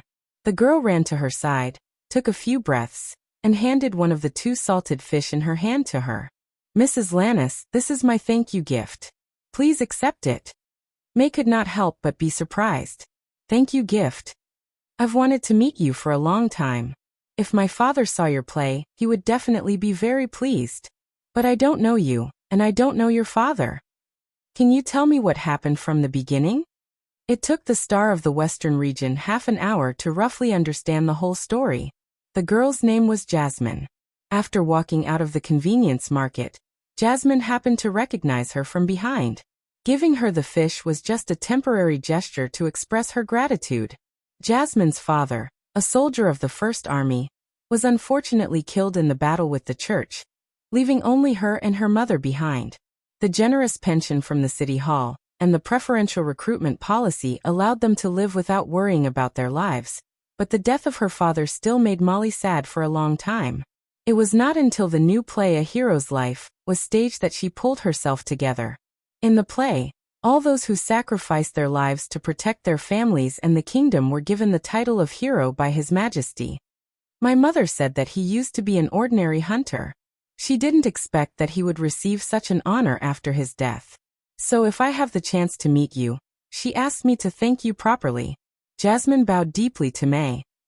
Now everyone calls me the daughter of a hero, which makes me feel that my father actually hasn't left me. If it weren't for the fact that the First Army doesn't recruit women, I would also want to pick up a gun and fight against those enemies with bad intentions.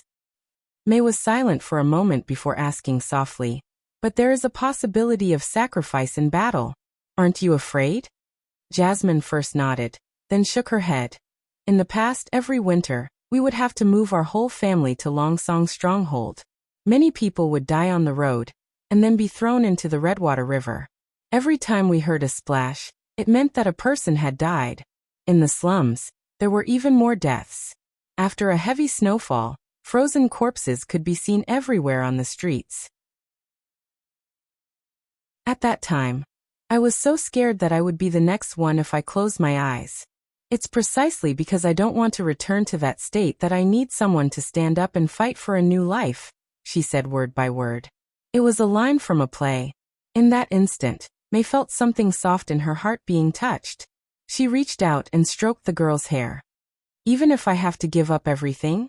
When the narrator in the play asked this question, May vaguely remembered that the whole square was silent. Everyone held their breath, waiting for the hero to answer.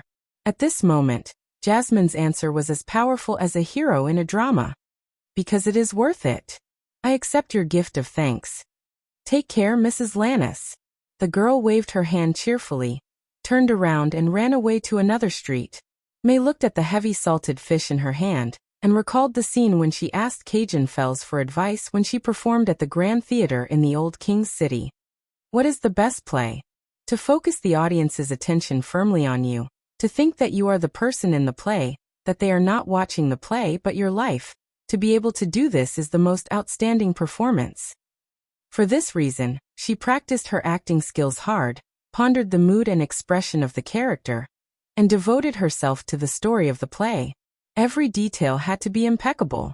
Her efforts finally paid off. At the age of 25, she became a well-known actress and gained a foothold in the King's City as a native of the Western region. At the peak of her popularity, even the famous plays of the Grand Theater in the King's City could not overshadow her. But now, May's thoughts had changed. Was her performance perfect during the performance of a hero's life? Not really. His Majesty's script was written too quickly. It took 2 or 3 weeks to rehearse, and 1 week to memorize the lines. Most of the time, the crew made improvements as they performed. For example, when she played the role of the hero's wife, she had problems with missing words and using the wrong expressions. Not to mention that this story was not a love story that she was familiar with. Many things had to be figured out again, so it was not perfect at all. But was the play not well received? Judging from the applause from the audience, A Hero's Life was definitely not much worse than A Prince's Search for Love. When the protagonist said, "Because it is worth it," the audience burst out in response and almost scattered the snow on the impassable mountain range. Maybe this is the best performance, she thought. She would never see such a scene in the Grand Theatre in the King's City.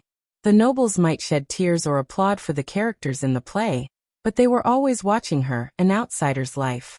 But here, the audience saw themselves. Through the play, people saw the future they wanted. Back at her residence, May unexpectedly saw Irene and the light of dawn. "Ah, May, you've come back just in time." Irene jumped up from her seat and held her shoulders.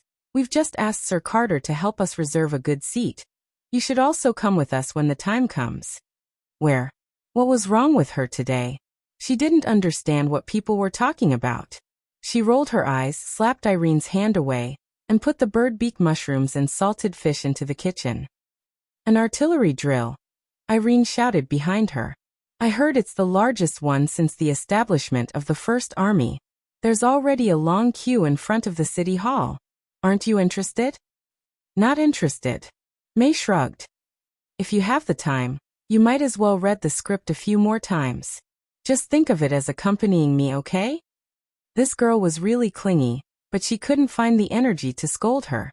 Unlike others, Irene's friendliness came from the bottom of her heart, which she had already experienced in the Long Song Theater. May was going to refuse, but she didn't know why she slowly swallowed the words that were on the tip of her tongue. Indeed, she didn't like things related to fighting at all, but sometimes fighting was not all bad and unbearable. If she went to have a look, she might be able to experience the real feelings of a soldier, so that she could be more involved in the next performance. Of course, it was definitely not because of Irene's soft pleading. "I know." After a moment of hesitation, May sighed. "If you insist." "Haha, really? That's great."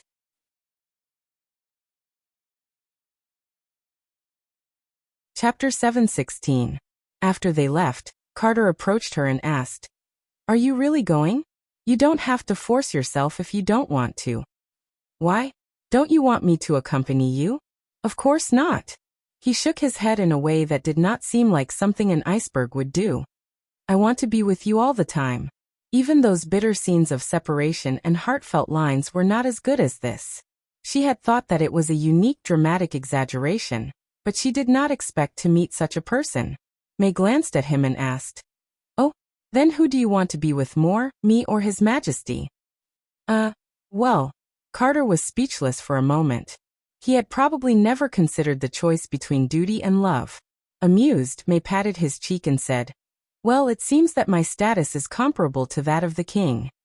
Chief Knight breathed a sigh of relief and pulled his wife into his arms. His hands began to move naughtily. "Stop. It's still daytime."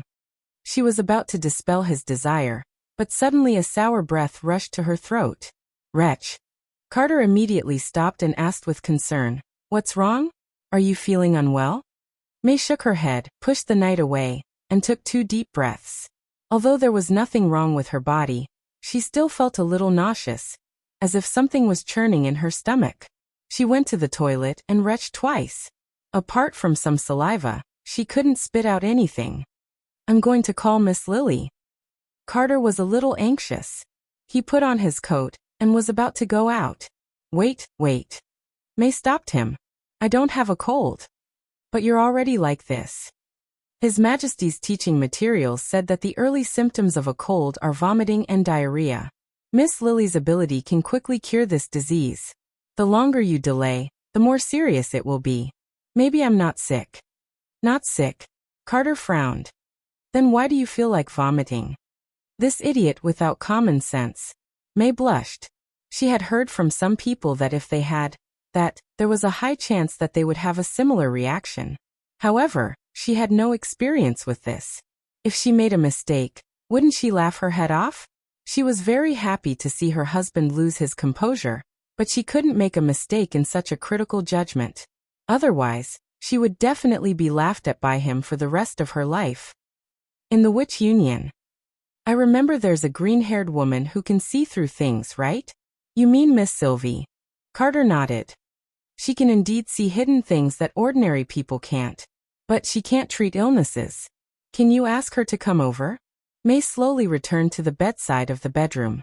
Although it was just a guess, she subconsciously moved her hands and feet lightly, as if she was afraid of startling the thing in her stomach. Maybe Miss Sylvie knows the reason. You mean? Carter finally reacted. He opened his mouth wide and his eyes lit up. He then clenched his fists and said, I'll go find Miss Vindy right away. If she's in the inner city, there shouldn't be a problem. After the door was closed, May gently exhaled. It was such a wonderful feeling. In less than an hour, life seemed to have a new meaning. It was just a possibility, but it made her feel warm all over. Closing her eyes, she could not help but think of Jasmine's expression when she handed the salted fish to her. That was probably the taste of hope? That night, Sylvie confirmed her guess. She was pregnant. Congratulations. The next day, Roland heard the news and patted the excited Carter Lannis. But there are still several months before the baby is born. Don't delay your work. Before the baby is born, I'll give you a long vacation so that you can spend time with her. Yes, Your Majesty, Carter said loudly with his hand on his chest. By the way, how exactly should the baby be born? Roland suddenly thought of a very important thing. Is there a midwife in Neverwinter? A midwife? Chief Knight asked confusedly, what's that? It's the person who delivers the baby. When the baby is born, someone has to help deal with it.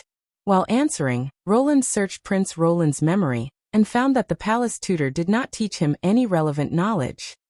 You can't ask a woman to cut the baby's umbilical cord, can you? Yes, this kind of thing is usually done by the elders. Most of them have similar experiences. What if there is no such elder? Well, Carter was stunned. I'm not sure. The flourishing aristocratic families naturally had no shortage of manpower, but the commoners certainly did not have such conditions. It had only been a year since the establishment of Neverwinter. Most of the population was recruited or migrated, so the birth rate was still rare.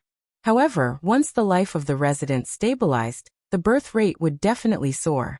It was foreseeable that from next year onwards, a large number of new lives would be born in this world every year. The problem was that Neverwinter did not have a reliable medical system so far.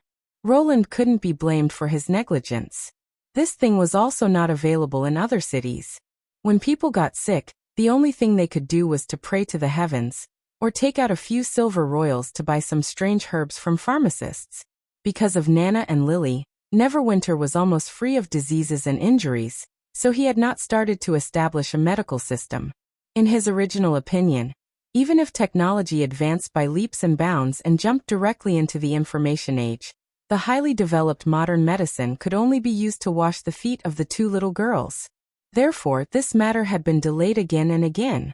But now Roland found that no matter how backward it was, a medical system was absolutely necessary for a city of 100,000 people. For example, it was impossible for Nana and Lily to be responsible for childbirth. Not to mention that they would be too busy.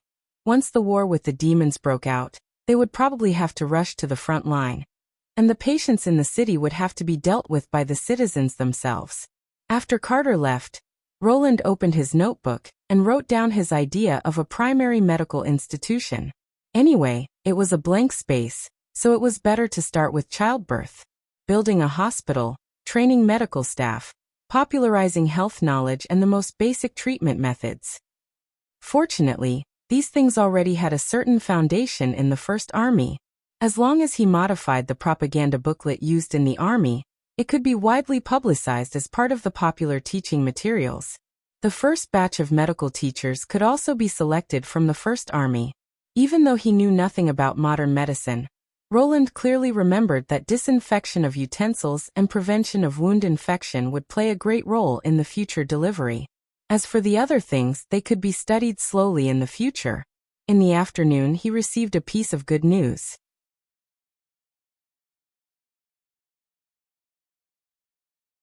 Chapter 717. The sky was still gray, as if it was covered by a thick curtain.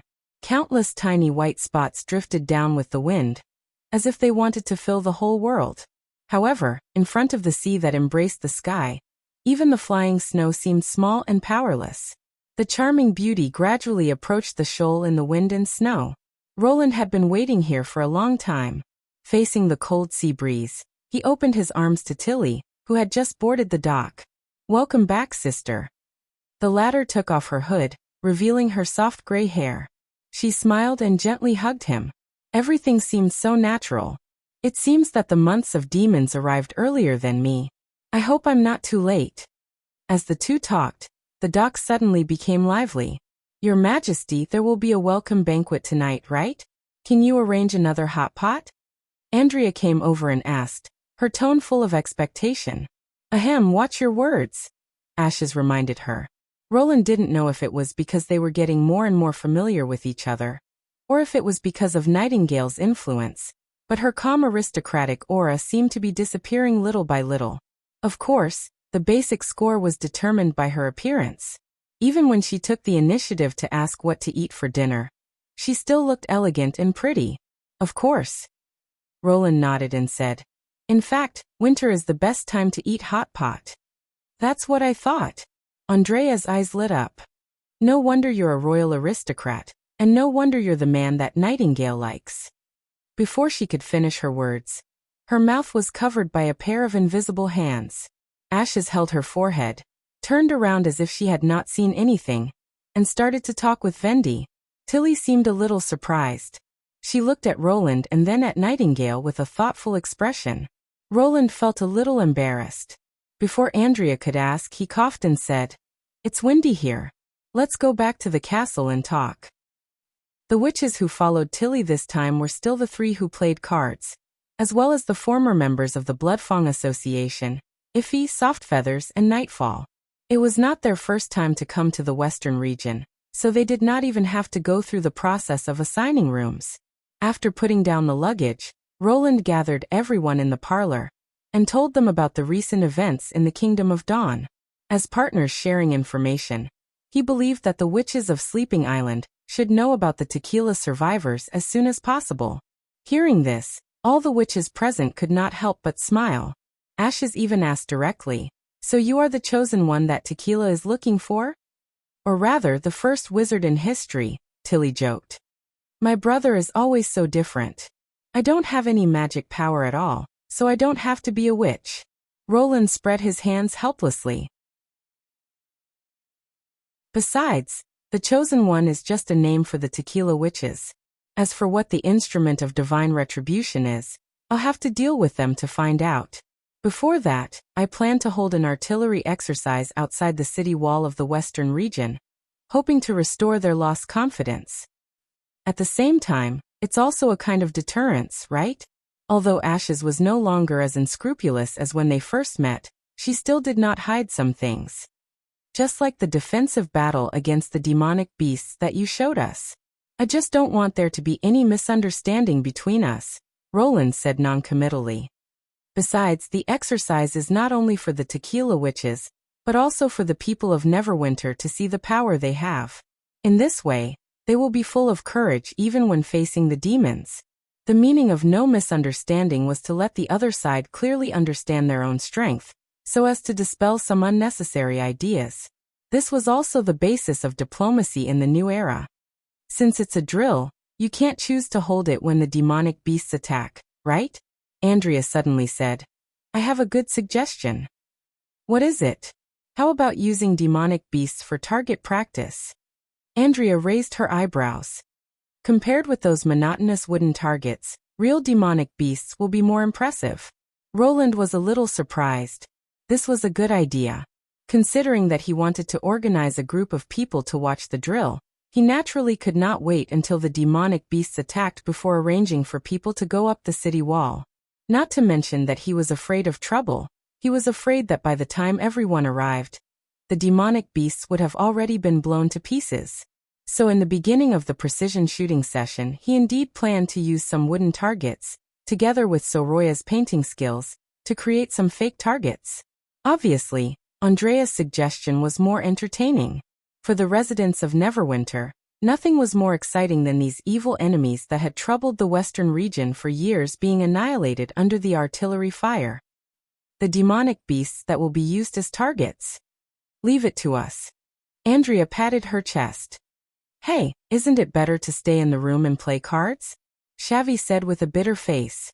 I'm also willing to help. Ify always took the responsibility as long as it was related to fighting. But will it be dangerous to catch demonic beasts? Vendi asked worriedly. If the scope is limited to the misty forest under Leaf's control, there shouldn't be any problems.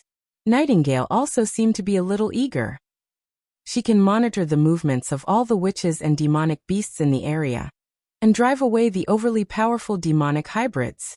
Even if they encounter the fearful beasts of hell, there's still the sigil of God's will. Why don't we hold a warm-up competition before the artillery drill? Tilly laughed.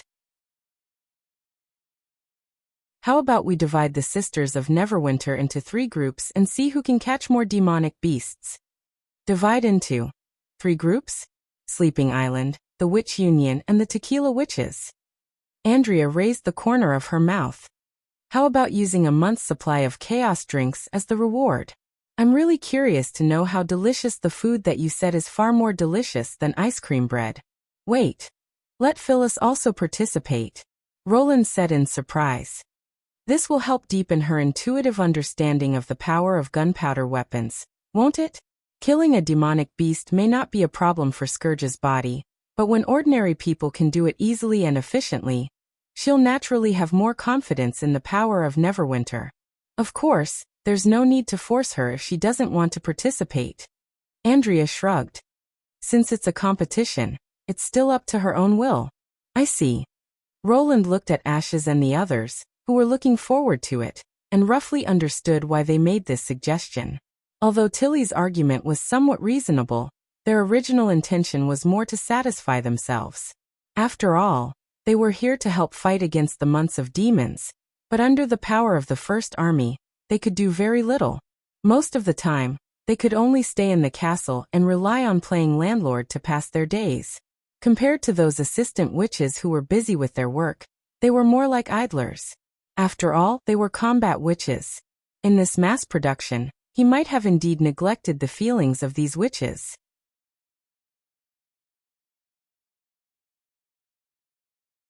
Chapter 7:18. After finalizing the plan to hunt demonic beasts, the witches went back to their rooms to rest and wait for the banquet to begin. Roland asked Ify to stay alone. There's something I want to tell you in case you're unprepared. He said as softly as possible. I remember you once said that you had a friend named Annie before you were taken in by the Bloodfang Association, right? Yes. Your Majesty. Ify blinked as if she did not understand why he suddenly mentioned this. Among the witches who went to Grey Castle from the Kingdom of Dawn, except for the tequila survivor who pretended to be a maid, the rest were all from the Kingdom of Wolfheart. Ify's eyes widened. Your Majesty, you mean? Roland nodded. One of them was called Annie, and she was also rejected by the Bloodfang Association. Ify was stunned. After a while she murmured, Is this true? At this moment, Ify's face was not only filled with joy, but also with guilt and worry. Perhaps she was still blaming herself for not choosing to leave with Annie. This was also the reason why he did not plan to surprise the two of them. He was not sure how Annie felt about Ify. If she bore a grudge against the witch of the Bloodfang Association who had left her, it would be awkward when the reunion turned into a fight. 3009, Roland said. What? 3009, her room number. He exhaled. At least for now, she's very close to your description. And if you want to know the answer, you can go and have a look yourself. Ify was silent for a moment, and then bowed deeply to him. I understand, Your Majesty. Thank you. Go. Sometimes time dilutes everything. Yes. Watching her hurriedly run out of the parlor, Roland touched his chin. This is as far as I can help you, he thought. Room number 9 on the 3rd floor. Room number 9 on the 3rd floor. Iffy murmured the room number while running toward the witch building, ignoring Softfeather's and Nightfall's questioning. Passing through the snow-covered back garden and the snow-covered olive grove, she went up the stairs and soon arrived at the 3rd floor. However, the closer she got to her destination, the slower her footsteps became. The uneasiness in his heart was also growing. When they traveled together, Annie took care of her all the way to Archduke Island. However, when she learned that Annie could not join the Bloodfang Association, she did not insist on staying. This sense of guilt had been tormenting her, especially after she thought that Annie had died in the Kingdom of Wolfheart. She had been unable to sleep for a long time. In the end, she vented her hatred on the nobles. She pretended to be strong and fearless, but it was just a shell to hide the regret in her heart. But now, this shell could no longer protect her. She instinctively felt fear. What would she do if Annie didn't forgive her? Iffy stood at the door, but did not dare to knock. I knew you'd be like this. A voice suddenly rang out beside her, startling her. Lowering his head, he discovered that the short underworld feathers had unknowingly appeared beside him. Twilight was also standing in the corridor, panting heavily. They seemed to be worried about her, so Iffy could not help feeling warm in her heart. Whenever it's related to Annie, you're always like a different person. You all heard it? Of course. How could we not eavesdrop when His Majesty asked you to talk alone? The little girl curled her lips. If he wants to threaten you, we can also guard the door for him, can't we? How can you help me like this? Iffy did not know whether to laugh or cry. The nervousness in her heart was also somewhat alleviated. You're actually here to laugh at me.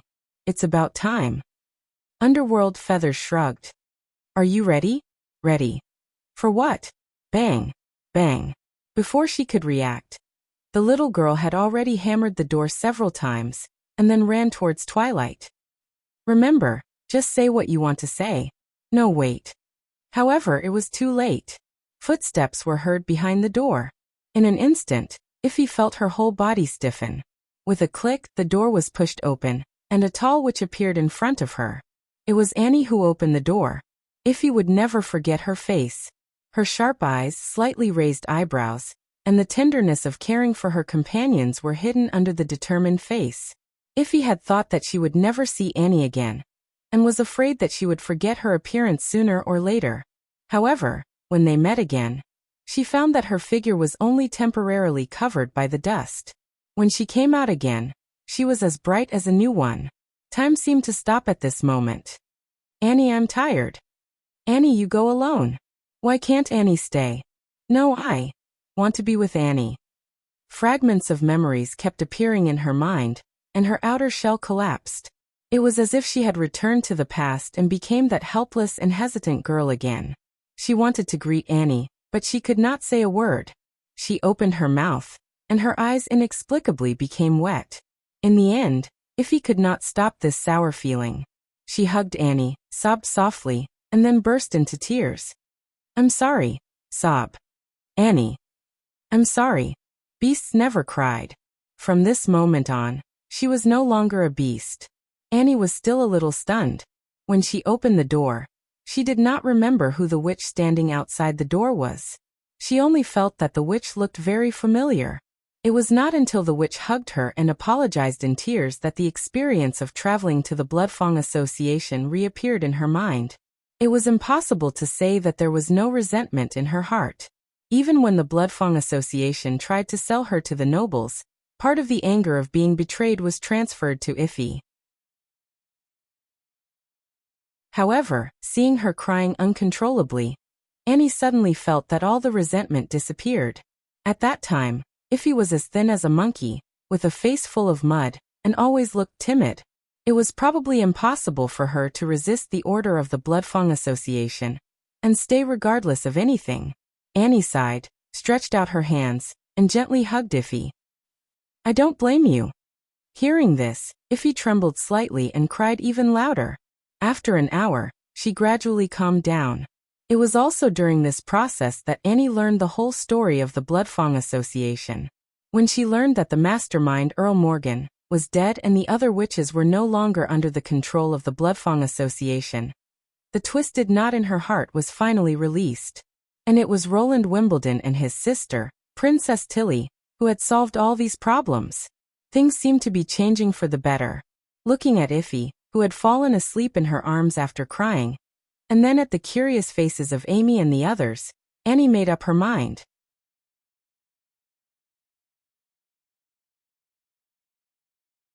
Chapter 719.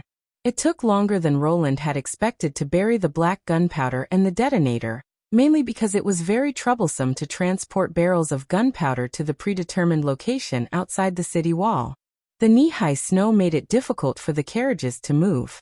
Every time they encountered demonic beasts, the transportation had to be interrupted. Even with the help of Lotus, it took nearly a week to finish the arrangements. In order to ensure the best detonation effect, all the gunpowder in the buried area was detonated by electric detonators.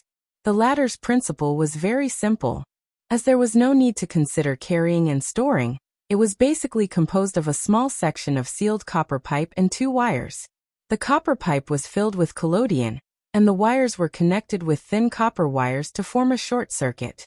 When an electric current passed through, the copper wires would burn and fuse, and at the same time, the surrounding collodion would be detonated.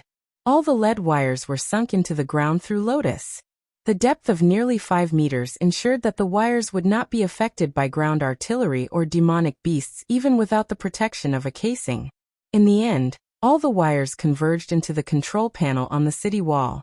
To detonate the gunpowder in a certain area, they only needed to shake the corresponding hand-operated generator. Therefore, there was only one preparation left for the maneuver: live targets. Ahem, in this demonic beast hunting operation, friendship comes first, competition comes second, and safety comes first. Don't leave the monitoring area of Leaf. Do you understand? Standing on the city wall, Roland looked at the contestants, lined up in front of him. For the sake of fairness and to reduce Leaf's burden, there were 3 groups of 6 witches participating in the competition. They were Ashes and Andrea from Sleeping Island, Lightning and Maggie from Neverwinter, and Phyllis and Agatha from Tequila. Originally, he wanted Iffy and Annie to form a team representing the Kingdom of Wolfheart. However, Iffy was unwilling to participate in the hunt, and the other witches in the Kingdom of Wolfheart had no combat ability, so he had to give up. Understood. The witches answered in unison, especially Andrea Quinn, who seemed to be full of energy. Since tasting the chaos drink, the noble witch from the head of the 3 families in the Kingdom of Dawn had been completely addicted to the unique taste of the fire dragon wine. She even hoped to exchange a month's chaos drink for the remaining half a jar of fire dragon wine. To this, Roland's answer was that if he could get first place, it was not impossible. The rules are very simple. The time limit is 1 day. Whoever can catch the most demonic beasts will be the winner. However, they must be locked in a cage for it to count. He pointed to the iron cage at the bottom of the city wall. Also, if anyone leaves Leaf's monitoring area, the team will be disqualified. In that case, the hunt begins now. Oh, as soon as he finished speaking, Lightning and Maggie took the lead and flew towards the concealing forest, leaving the other 2 teams to trudge on foot. Who do you think will win? After all 3 teams had left the city wall, Tilly asked with a smile. In her smile, Roland always felt that there was a trace of a different meaning. Well, I guess it should be Lightning and Maggie. Their abilities are indeed not the strongest, but they have to put the demonic beasts in a cage to count the points. Therefore, those who are faster will undoubtedly have an advantage. Why don't we make a bet, brother? She raised the corner of her mouth and said, I guess the Sleeping Island group will be the winner. Andrea and Ashes? Roland pondered. Of these 2, one was a professional long-range combat witch, and the other was an extraordinary. There was no doubt about their strength. However, it was easy for them to annihilate the enemies, but it was much more difficult to capture them. If they wanted to smoothly transport the demonic beasts back, they had to beat every demonic beast half to death, which would take far more energy than directly killing the target. It would be difficult for them to get first place. It seemed to be a business that was sure to be profitable. Okay, what's the bet? If I win well in the future, I hope that half of the income from selling chaos drinks can be used to reward the witches who have made outstanding contributions to the development of the city. Evelyn herself was from Sleeping Island, and this would help attract more witches, so it was not a bad thing. In fact, even if she did not mention it, Roland had a similar plan. No problem. But what if you lose? I'll live in Neverwinter from now on. What do you think? Roland was slightly startled. He tilted his head to look at Tilly, but found that she did not seem to be joking. Really? Of course. Tilly's eyes showed a hint of slyness. But you may not necessarily win. If you don't believe me, just wait and see. I think so too, Nightingale whispered in his ear in the mist. I forgot to tell you just now. Andrea's magic power has condensed. 125 meters ahead on the left, a wild boar demonic beast is approaching you. The tree trunk swayed and shook off strings of snow. The rustling sound of branches and holly leaves formed Leaf's unique tone. In this way, Leaf could monitor the whole scene and talk to everyone at the same time. How far is 125 meters? Andrea was still not used to Roland's new measurement unit. She frowned and pondered. 1 meter is 2 steps, then 125 meters is... Don't count. Ashes rolled her eyes and took off the Ashes messenger on her back. I can already hear its footsteps. A moment later, a black figure appeared in the dense forest. It was the demonic wild boar. It was about the size of an adult, and its grayish-brown tusks were almost as thick as an arm. Don't attack. We have to catch it alive. Andrea whistled at the demonic beast. Come to me. Hiss, hiss. The wild boar spat out clouds of white gas. It stared at the blonde witch with a pair of scarlet eyes and rushed straight at her. If an ordinary hunter were to encounter such a scene, he would definitely not have any thoughts of confronting it head-on. He would either quickly climb up the nearest tree, or wait for an opportunity to escape. As for whether he could survive the fangs and trampling of the demonic beasts, that was another matter entirely. But Andrea did not move. She did not even take off her beloved rifle from her back. Instead, she stretched out her hands and spread her index fingers and thumbs to form a rhombus circle. Through the center of the circle, the wild boar was less than 10 steps away from her. She could almost see its dripping saliva and its shiny mane. Bang! She whispered. A strong airflow suddenly burst out from her palms. At the same time, there was a roar like an explosion. The wild boar seemed to hit an invisible wall, and its whole body was thrown into the air.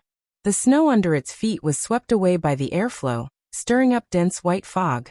The huge body of the demonic beast flipped over twice and fell heavily to the ground. It did not even have the time to scream. Its mouth was already foaming with blood, and its limbs were twitching. This was Andrea's new ability.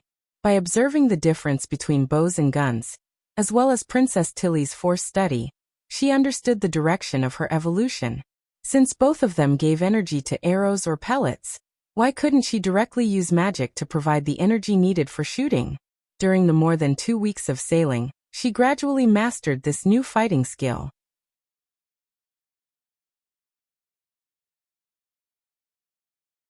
Chapter 720. First point, got it. Andrea elegantly stroked her long hair and shook off the snowflakes on her head. She pouted at Ashes and said, I'll leave it to you to carry it. Wait. Why me? The latter's eyes widened. Because you're strong. Andrea spread out her hands and said, This is a team competition, so we naturally have to work together. Listen, we represent Sleeping Island. If you lose the competition because of your slow carrying speed, I'll tell Her Highness Tilly everything. An overwhelming victory. Nightingale, did you see that? Andrea proudly looked at Ashes, who was unconvinced but could only bend over to carry the unconscious demonic beast. She felt extremely happy. After all, she could not carry these heavy things. Stay here and don't move. I'll be back soon. The extraordinary put the strong wild boar on her shoulder and turned around to warn Andrea. I know. Go ahead. After Ashes left, Andrea looked up at the forest and asked, Leaf, please tell me where the next demonic beast is. On your right, 450 meters away, a snow wolf. The branches swayed. But are you not going to wait for her? Of course not. That would be too slow. Andrea thought for a while and said, About 900 steps away. I'm leaving. Please tell her my new location. Leaf was silent for a moment and said, I see. Don't worry. It's just a stupid wolf. With your reminder, it won't be able to touch me. Even if it was the giant hybrid she met last time, it could only die in front of her new ability. The original magic arrow was powerful, but the shooting range was only 10 steps.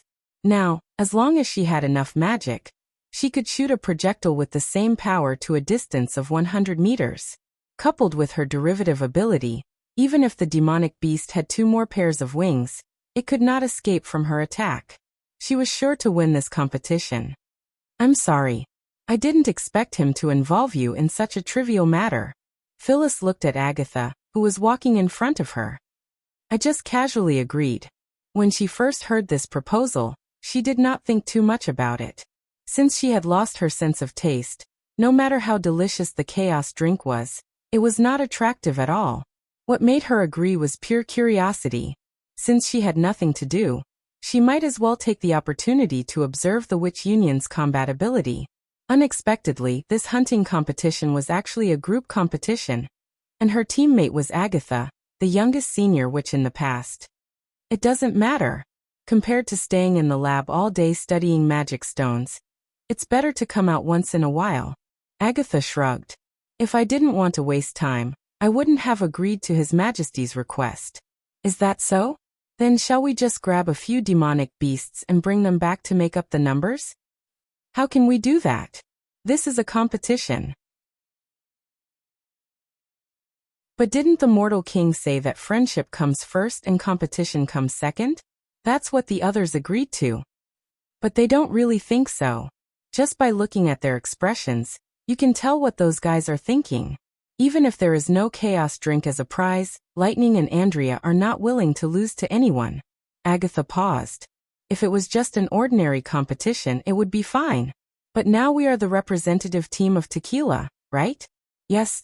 For some reason, Phyllis felt that Agatha was full of fighting spirit. In that case, we have to win the competition. Agatha stopped and ice crystals condensed in her hands. Leaf's voice sounded almost at the same time.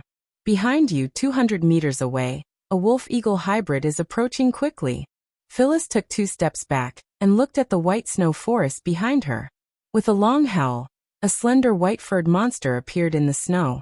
When it spread its wings, it looked like it was gliding on the ground, and its running movements were minimized. It was no wonder that she did not notice the enemy approaching from behind. The temperature around Agatha dropped sharply, and the snow suddenly turned into a hard ice surface. As the enemy approached, she threw out the sharp ice crystals in her hands, forcing the hybrid to dodge, and then lost its balance on the smooth ice. The senior witch glided lightly to the monster's side, as if she was walking on flat ground.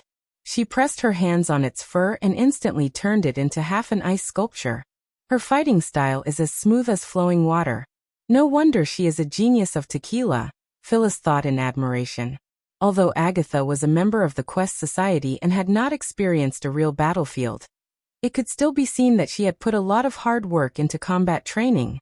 In particular, she combined her footwork with her ability to form a field where she could take the initiative. If she fought with her on the ice crystals, she would inevitably be under her control. How did you find it? Phyllis asked curiously. I summoned a thin piece of ice under my feet.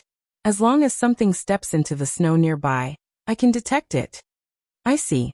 She looked at the hybrid whose body was covered with ice crystals, and only its head was exposed. Shall I drag it to the city wall now? Just leave it here. It won't freeze to death for a while. We'll catch a few more and bring them with us. Agatha waved her hand. We have to find the next demonic beast as soon as possible. She was serious. Phyllis realized that this young senior, which really wanted to win the game. Was it because she represented tequila?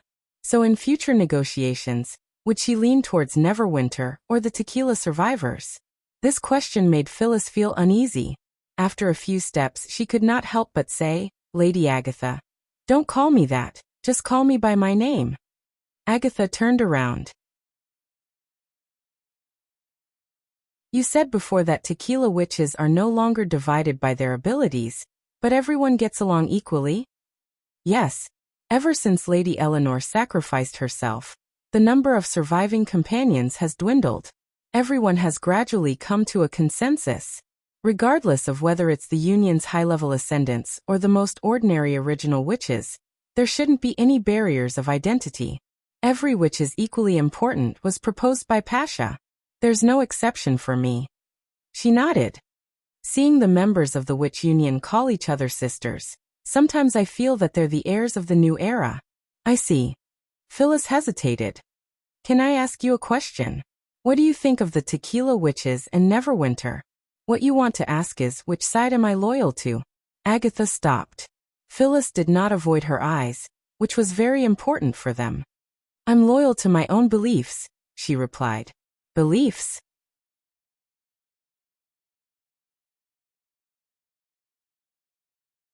Chapter 721. The snow forest suddenly quieted down, with only the occasional sound of the wind brushing through the treetops above their heads. Phyllis was silent for a long time. I thought you would stand on the side of tequila, she said reluctantly. You were willing to represent the tequila witches in the competition, and you were willing to help. She quickly lowered her voice. That's right, I shouldn't force too much. This is just a competition. Compared with the Tequila Quest Society that had once ostracized her, Neverwinter, which had saved her life, was obviously more trustworthy. And in Agatha's eyes, whether they were the inheritors of tequila or not. After all, after being transformed into the God's Punishment Army, they had lost the ability to use magic power. However, Roland's next words rekindled her hope.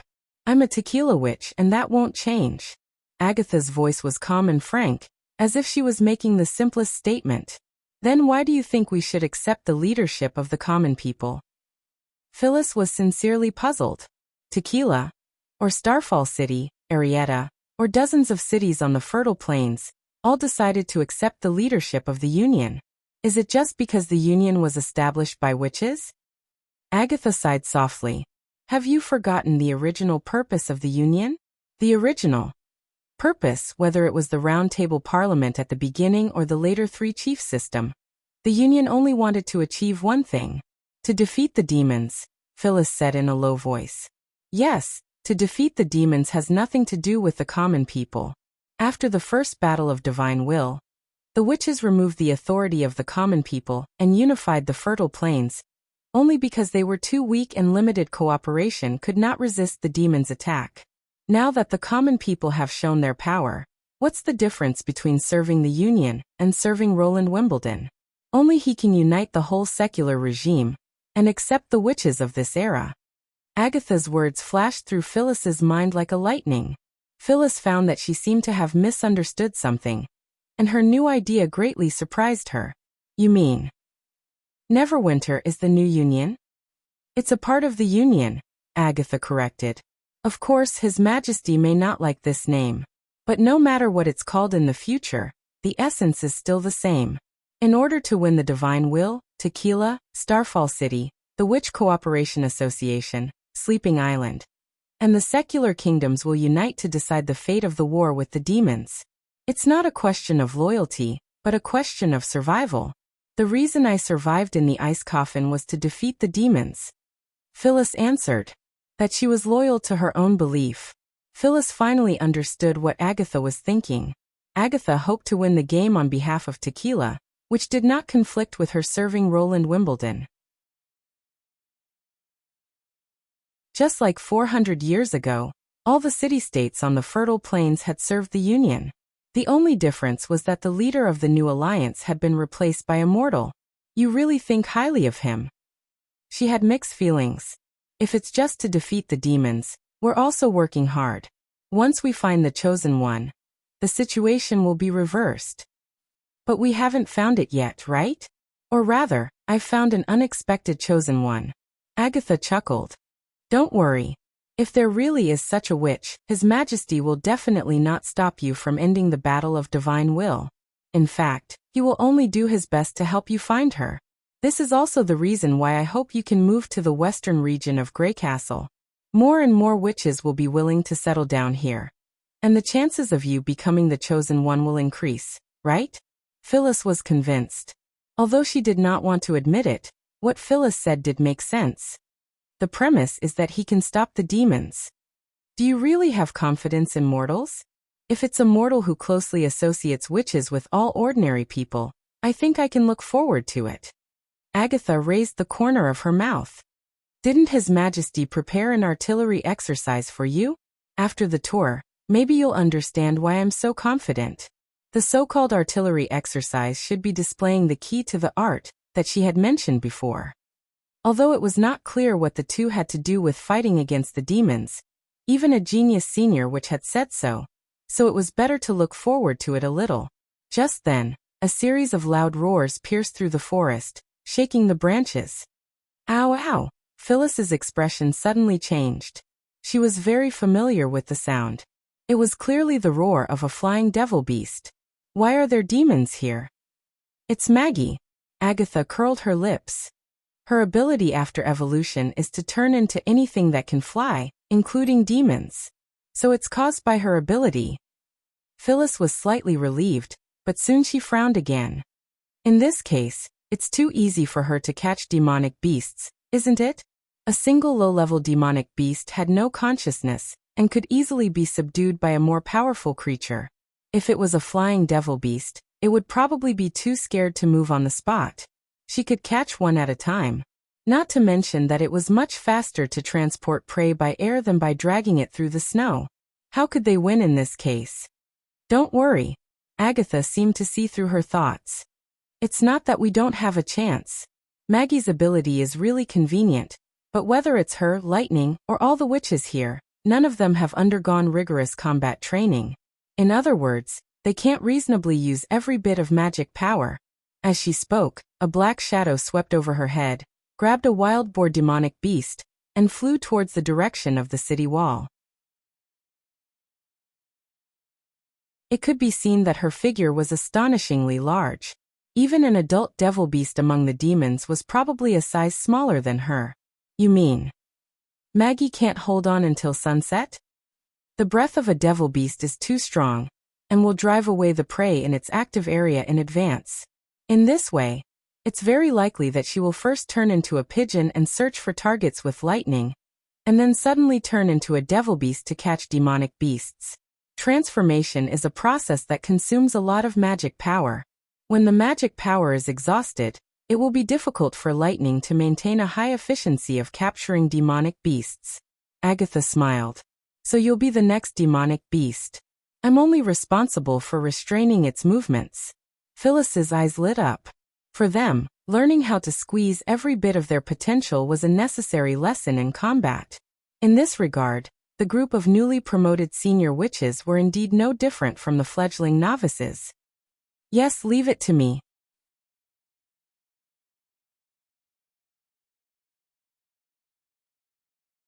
Chapter 722. As Agatha had expected, Maggie's cheerful roars were rarely heard in the afternoon. Witches were always in a state of high tension during a battle, which consumed both their magic power and physical strength.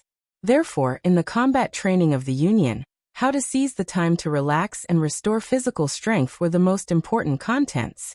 After all, in the face of swarming demons, the only way to survive on the battlefield was by relying on reasonable rotation and teamwork. Therefore, when Phyllis drove and lured the demonic beasts away, Agatha would sit on the side and take the opportunity to rest until several demonic beasts gathered together. At noon, she would also eat snow and dry rations to cope with it, almost without stopping for a moment. After sealing 3 or 4 demonic beasts in ice, Agatha would solidify the snow into a smooth piece of ice, and quickly send the prey to the city wall of the western region by gliding. As the gray sky gradually darkened, Leaf informed them that the competition was over. When they returned to the starting point, they were surprised to find that there were more than 100 demonic beasts locked in wooden cages, including 30 hybrids. The largest wolf-bear hybrid was almost as tall as the city wall, and had limbs as thick as stone pillars. Even the God's Punishment army and devil beasts would find it difficult to carry it. Which team caught it? Phyllis did not show any change on the surface, but she was a little disappointed. After all, the two of them had achieved the best result. She had thought that the result of catching 22 small and medium-sized demonic beasts was outstanding enough. But now it seemed that they were probably the team with the lowest score. The question was, how did the other two teams catch so many demonic beasts? Thank you. Vendi walked to the front of the team, and was relieved to see that everyone was safe and sound. She took out a notebook from her bosom, and began to announce the results. The team from Neverwinter, 7 points. Well done. Wait. 7 points? Phyllis could not help but be surprised. The team from Neverwinter is not the first place? Did the two from Sleeping Island manage to capture the remaining 80 demonic beasts? It's all Maggie's fault.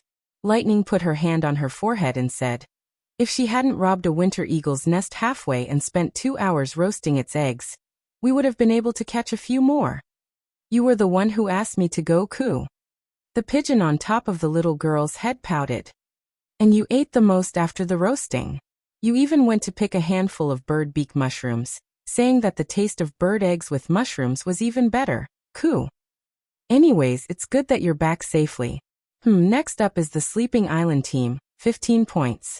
As expected of Ashes, Vendi continued. She's just an errand girl. Andrea sighed. I was the one who knocked down all the demonic beasts. It's a pity that we didn't encounter enough monsters, and she couldn't run fast enough. Ashes glared at him. Why don't you try carrying the wild boar and running 15 rounds in the snow? Only muscular barbarians are suitable for this kind of thing. That's still better than someone who can't even stand up to the wind. You, ahem. Vendi quickly interrupted their argument. Last up is the tequila team, a total of 22 points. Congratulations, a month's worth of chaos drinks is yours. I'm so jealous. Andrea said unwillingly. I want to drink it too, coo. Maggie looked at Agatha eagerly. Phyllis was very surprised. But there were obviously hundreds of demonic beasts in the cages. They were all caught by Leaf. Vendi smiled and waved her hand. Hearing the words of the head of the alliance, all the contestants unanimously looked at the green-haired witch. Leaf touched the back of her head in embarrassment. Because I was worried that too many demonic beasts would enter the hunting area, I set up a 1-kilometer zone around the periphery, and only allowed them to pass through a few fixed paths. Later, I thought that since the demonic beasts that fell into the vine trap couldn't escape, I simply dragged them to the edge of the forest to add more targets for His Majesty. There was a sudden silence. The number of demonic beasts caught by one person was more than the total harvest of the competition team. And she did it while monitoring the competition. How could there be such a terrible combat which among the higher ascendants of the Alliance?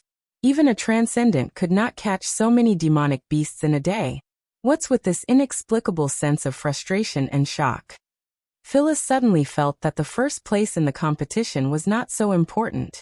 The next day, Neverwinter finally completed all the preparations for the artillery maneuver. When Roland arrived at the western section of the city wall, both sides of the wall were already crowded with people who came to watch the maneuver. The 2,000 tickets were all sold out.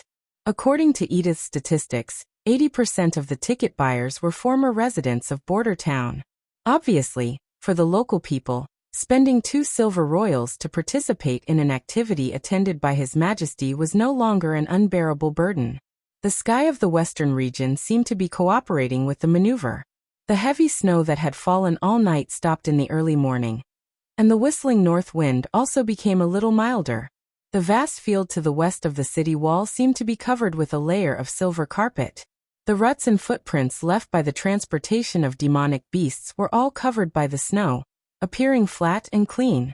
The demonic beasts, which were used as targets, undoubtedly became the focus of the audience.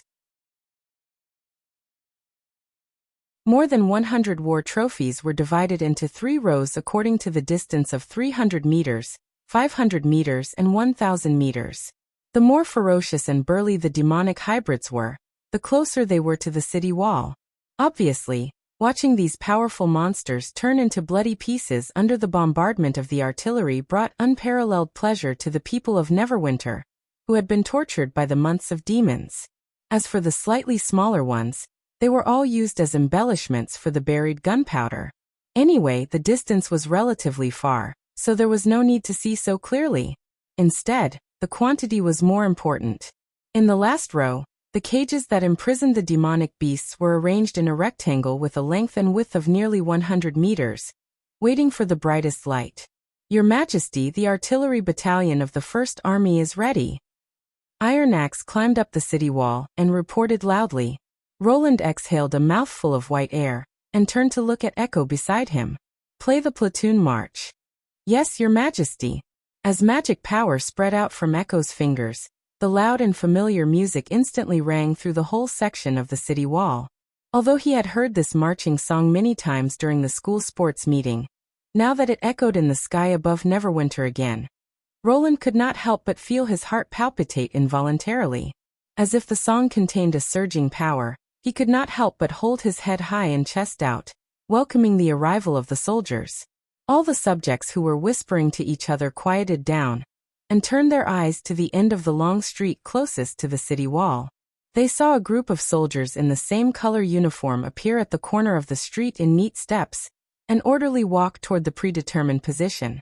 Roland remembered that 2 years ago, when he first encountered the months of demons, this city was only the size of a palm. After less than 2 months of training, the people held spears and short guns and fought against the demonic beasts on the cement wall made of rubble. Even an ordinary demonic hybrid could make the militia flustered. But now, they could face a higher level of challenge calmly, while the seemingly powerful demonic beasts became the target of Neverwinter's declaration of strength. This contrast made Roland very excited. When the soldiers climbed up the city wall from the gentle slope, the crowd burst into enthusiastic applause, and the applause came wave after wave, as if it would never stop. He knew that any speech was no longer necessary at this moment, and the audience only waited for the pleasant roar of the cannons.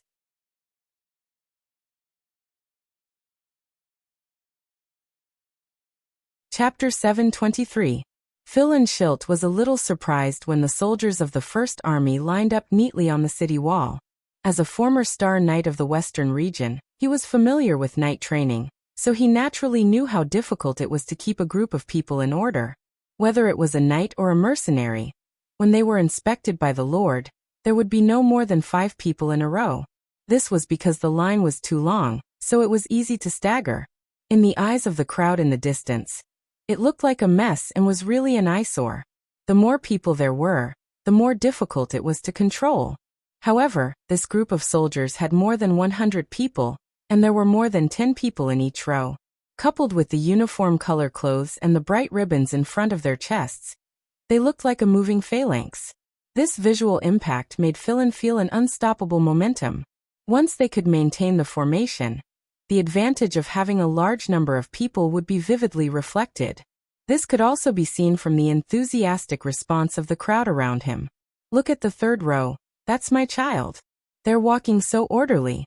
It's almost like they're one person.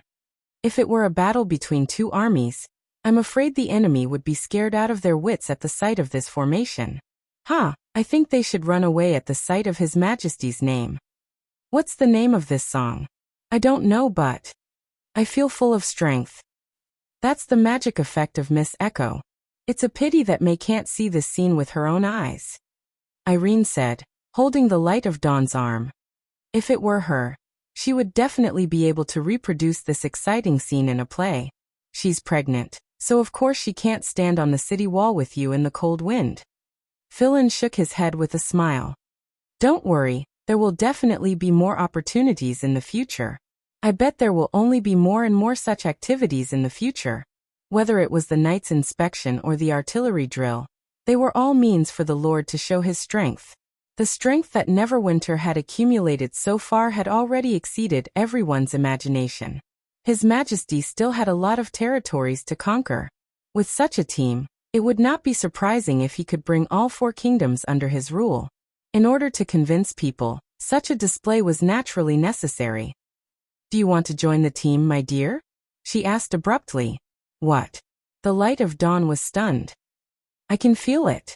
Irene smiled at him. Your heart is beating so fast now. Is that so? Philin exhaled a breath of white air. So that's how it is. Even if my father didn't say that, I probably wouldn't be a teacher for the rest of my life. Sir Schilt was right. If he really loved books so much, he wouldn't have decided to become a knight and become a household name, the Light of Dawn. The army was the most suitable place for him. He wanted to follow the First Army and become His Majesty's sword. He wanted to fight everywhere and expand the kingdom's territory to an unprecedented level. Although His Majesty had said that a knight who surrendered would never have the chance to pick up a weapon again, according to his father, there were other ways to join the First Army. I wonder what the advisor department of His Majesty is like now. He stared at the artillerymen entering the firing position, as if he was looking at himself in the future. The music stopped. It was an instruction to prepare to shoot. Van ordered the artillerymen to aim at the target. The 6 longsong cannons placed on the widened area of the city wall lowered their barrels and aimed at the cage 300 meters away. At this distance, the cannonballs would almost not fall but would fly in a straight line toward the target. Since the demonic beasts' bodies might not touch the fuse, the accuracy of the muzzles was lower, so that the cannonballs could hit the snow under the cage. Holy sh*t, this guy is so ugly. Narsen whistled. The cannons he was in charge of were aiming at a large wolf-bear species. The latter seemed to have sensed that something was amiss and struggled to break free from its shackles. Its massive body slammed into the cage, causing it to sway nonstop.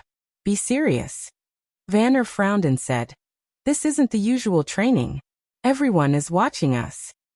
I feel a little nervous." Cat's Claw's voice was slightly stiff. "Being stared at by so many people makes me want to pee." Many people felt the same way.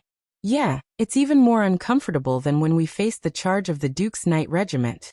If we miss it, we'll be laughed at by the whole city. Just do as we did in the previous training. Cut the crap. Vanner glared at Cat's Claw. Remember not to confuse a live bullet with a headless one. If something goes wrong, you'll be put in detention. Now load. After entering the loading process, the scene suddenly became busy. No matter how they felt, the long-term training had made them all familiar with their movements, and they could complete the operation even with their eyes closed. Compared with the 12-pound field artillery, the 152mm longsong cannons were loaded much faster. When all 6 cannons were ready, Iron Axe's countdown came from the top of the city wall. 10, 9, 8. The noise of the audience stopped abruptly, as if they were waiting for the moment when the muzzle burst out with fire and thunder. However, Vanner was unexpectedly calm. Looking at the crazily roaring demonic beast in the cage, he thought of his brother who died of hunger and cold in his arms 4 years ago. He thought of the days when he trained day and night just to eat one more egg. He also thought of the days when he held a spear and fought with demonic beasts on the rubble city wall. The changes in the past few years were still vivid in his mind. 543.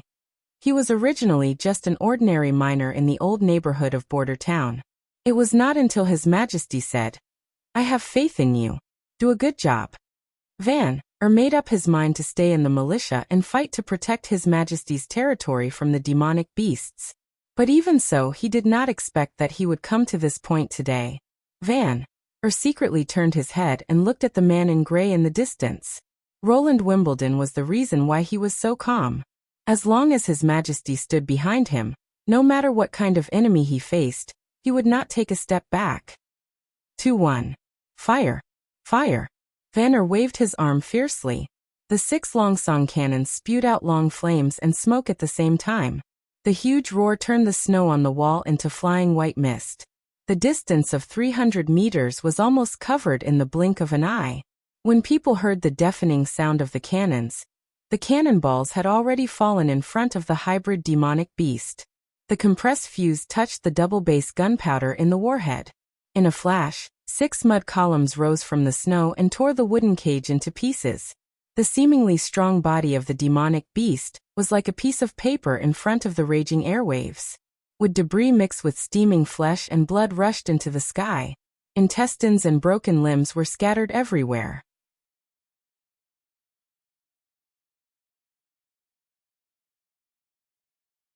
Chapter 724. According to Roland's plan, once the bombardment started, it would not stop. First, 5 rounds of volleys would turn the first row of 20 demonic beasts into powder. Then it would be free shooting time. Using the rapid firing of blanks and the detonation of black gunpowder, it would create an imposing manner as if thousands of cannons were roaring. Therefore, when the continuous shooting sounded, the atmosphere on the scene ushered in a new high. The explosions set off smoke and dirt in an endless stream, and the area within 500 meters of the city wall looked like the end of the world. Occasionally, some cages were smashed by flying stones, and the demonic beasts in the cages that could still move reacted not to rush to the city wall, but to turn around and flee. Fear overcame their bloodthirsty instincts. However, very few of them could escape from this land of death. Under the strong shock waves gushing out of the ground, their internal organs had long been ruptured and displaced, and their eardrums and eyeballs had lost the function of perception. Most of the demonic beasts fell to the ground before they could go far, and then they were engulfed by the newly detonated explosives. This is nothing. You haven't seen the war with the church. Andrea covered her ears and proudly said to the stunned witches in the kingdom of Wolfheart. Although there were only 2 cannons at that time, there were hundreds of flintlocks and smaller iron cannons. Their opponents were not demonic beasts in cages, but the swift and powerful God's punishment army. When the battle was at its most intense, the whole open space was filled with flying projectiles, and as long as you exposed your head, you would die. Compared to this, that was a real war. Is that so? Amy looked shocked. No wonder they lost, Hero sighed. This is not something that humans can resist. Seeing such a scene, aren't you afraid at all? Broken Sword looked at Andrea with admiration. Taking advantage of the gap between the explosions, Andrea elegantly combed her fluttering long hair and said, "Of course you'll get used to it after seeing more. I witnessed the whole process of the war, and I even killed 2 God's punishment army soldiers with my own hands." She completely forgot that when she climbed the city wall for the first time, she was also full of surprise and disbelief like them. Now, she somewhat regarded Neverwinter as her second home. Even when talking about these weapons, she could not help but speak with a sense of pride. Compared with most witches who just watched the fun, Phyllis was much more observant. When the first row of demonic beasts was blown to pieces, she did not pay much attention to it. At this distance, the spears of mad demons could also threaten the soldiers on the city wall. Facing the bone spears falling like a storm, even if these to be called long-song cannons were amazingly powerful, how long could the common people who manipulated them last? But when the cannons turned to the second row of cages, her expression finally changed. Could it be that the mortal king's intention in arranging the demonic beasts was to let the explosion spread further away? The last row of cages was almost 1,000 feet away. If the long-song cannons could hit that area, it would mean that their range was almost equal to that of the siege beasts, but their lethality would be far greater. If the witches could have such long-range weapons, they would have been, and would have long-song, to the long-song, and, if it to attack, to the long-song, it to the long-song, it would it, and it. If the witches had such long-range weapons, they might be able to defend the holy city of Tequila. Was this the trump card of Neverwinter, and the reason why Agatha was so confident in Roland? When she asked the Ice Witch this question, the latter just smiled and shook her head. It was placed 1 kilometer away to satisfy the audience, because any further would affect the enjoyment of the maneuver.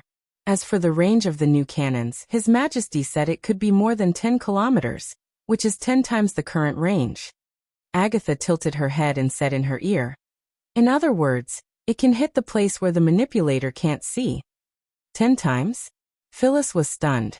Although she did not quite understand the units of meters and kilometers, 10 times the current range was nearly 3,000 feet, and some demons' outposts happened to be set within this distance. Did it mean that if the cannons were placed on the top of the city of Tequila, they could directly hit the demon's lair? How could it be possible? How could they ensure that the weapons could hit the enemies that were out of sight? Seeing that Phyllis was a little stunned, Agatha continued, "But it's not easy to hit the enemies that far. It requires a lot of calculation and improvement of the aiming device of the cannons. I heard that those astrologers are studying this. His Majesty seems to want to write a shooting list that can calculate the landing point of the cannonball according to the data before firing.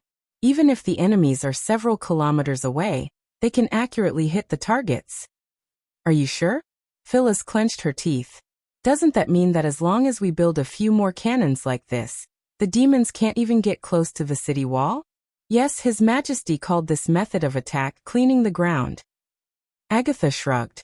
It probably means cleaning the dirty things on the ground.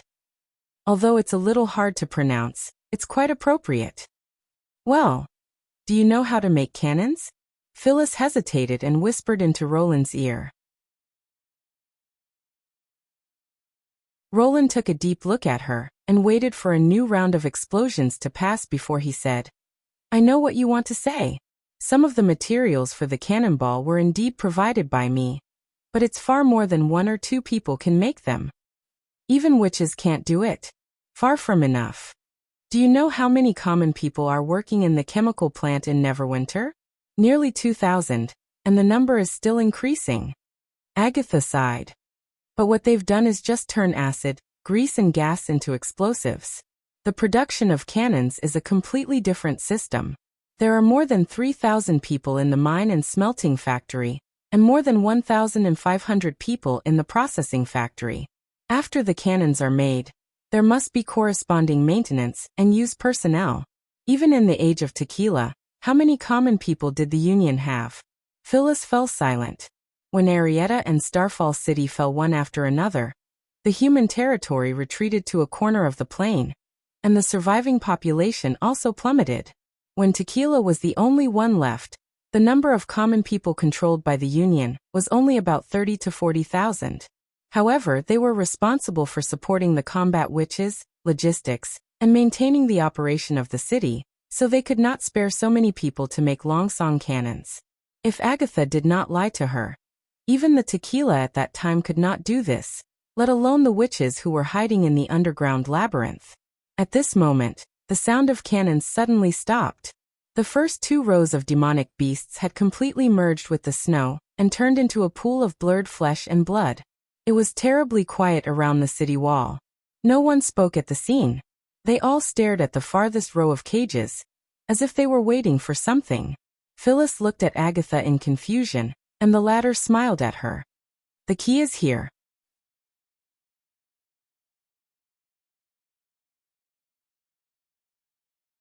Chapter 725. There was no sun in the months of demons, which had never changed for thousands of years. The sky was always a gloomy gray curtain, and when people looked up, they could always see snowflakes drifting with the wind. The only difference was the size. In today's weather, 1 or 2 snowflakes would occasionally fall, and it would be regarded as the end of the snow, but most of the time, the white spots would occupy the entire sky and fall densely on the white ground. Therefore, this white light was particularly dazzling, and the glow that broke through the ground instantly illuminated the surrounding snow, as if the gray world was a little brighter. Phyllis could not help holding her breath. Her sight seemed to be fixed at this moment, and everything seemed fast and slow. The light soon dimmed and turned into an orange-red fireball. With this change, the ground hundreds of feet away was arched up. This was definitely not an illusion. She clearly saw that the flat snowfield bulged up, forming a gentle arc, as if the snow was not pressing down on mud and rocks, but flowing water that could change its shape at will. At the top of the arc was the red fireball, which was still rising, as if it wanted to break free from the shackles of the earth. Then it did. The next scene almost happened in the blink of an eye. Smoke and flames erupted from the ground, tearing the curved ground into pieces. The fireball soared into the sky, and the billowing black smoke rushed up dozens of feet, unfolding in front of her vision into a high wall that blocked the sky and the sun. Both the cage and the demonic beast turned into flying ashes in front of it. Until then, the earth-shaking roar reached her ears, and at the same time, it brought a heart-palpitating tremor. In an instant, the earth shook and the mountains shook. Phyllis subconsciously grabbed Agatha, opened her mouth, and wanted to say something, but was blocked by the oncoming airflow. The spectators on the city wall were also blown off their feet. It took a while for them to recover from the incredible explosion. There were no cheers or applause. Everyone was dumbfounded by this scene. The only thing they could do was to look up at the wall of smoke that continued to rise. Is this the key? She swallowed a mouthful of saliva. Mortals had actually grasped such terrifying power? Even a greater devil wouldn't be able to survive such violent earthfire. The red sun was getting darker and darker. Only a few scarlet flames could be seen in the black smoke. However, the rolling smoke had already leaped into the air, as if it was connected to the clouds. The soil and pieces of demonic beast meat that had been sent into the sky by the explosion fell down, creating a bloody rain of mud in the surrounding snow. Looking at this scene, Phyllis finally understood where Agatha's confidence came from. With this kind of earth-shattering power, even in the face of cruel demons, mortals would have a chance to contend. However, she still could not understand why Roland Wimbledon called it art. Could it be that explosions were art? Retnine was completely intoxicated by the cold wind filled with the smell of gunpowder. The roar had completely awakened his desire.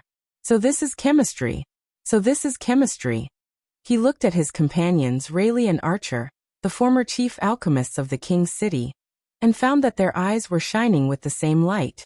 This kind of radiance was incompatible with their aging appearance. He vaguely remembered that he had only revealed this kind of radiance when he entered the alchemy workshop at the age of 10, and was officially accepted as a disciple. Retnine felt that he had finally found the direction that he had been pursuing all his life. That was to attract everyone's attention like the sun. Only chemistry could achieve this. Unfortunately, he was now nearly 50 years old. If he had seen this scene 20 years earlier, he would have understood the power of chemistry earlier. It was not the fire and smoke produced by the burning of coarse snow powder, but the purer light and heat. Fortunately, he finally knew it now. Looking at the astrologers who were still dumbfounded, Retnine could not help but smile. From now on, there would only be one name in the school of sages, while the other would be completely forgotten. He wanted everyone to feel the power of the explosion and praise the greatness of chemistry. Thinking of the many chemical explosive plans in intermediate chemistry, he could not help but want to immediately throw himself into the experiment. What are you waiting for? Let's apply for a laboratory from Kyle Sichi. That's what I thought. The three of them opened their mouths and made a suggestion at the same time. Retnine looked back at the column of smoke that lingered for a long time, and then walked toward the laboratory. Now do you understand why I want you to stay in Neverwinter? Edith stroked Cole's head. The latter was silent for a long time and then said in a dry voice, "Because of this?" It was obvious that he was frightened by the powerful explosion. His face was still a little pale, and he tightly grasped his sister's arm with one hand. "Because no one can resist Roland Wimbledon," Edith said slowly.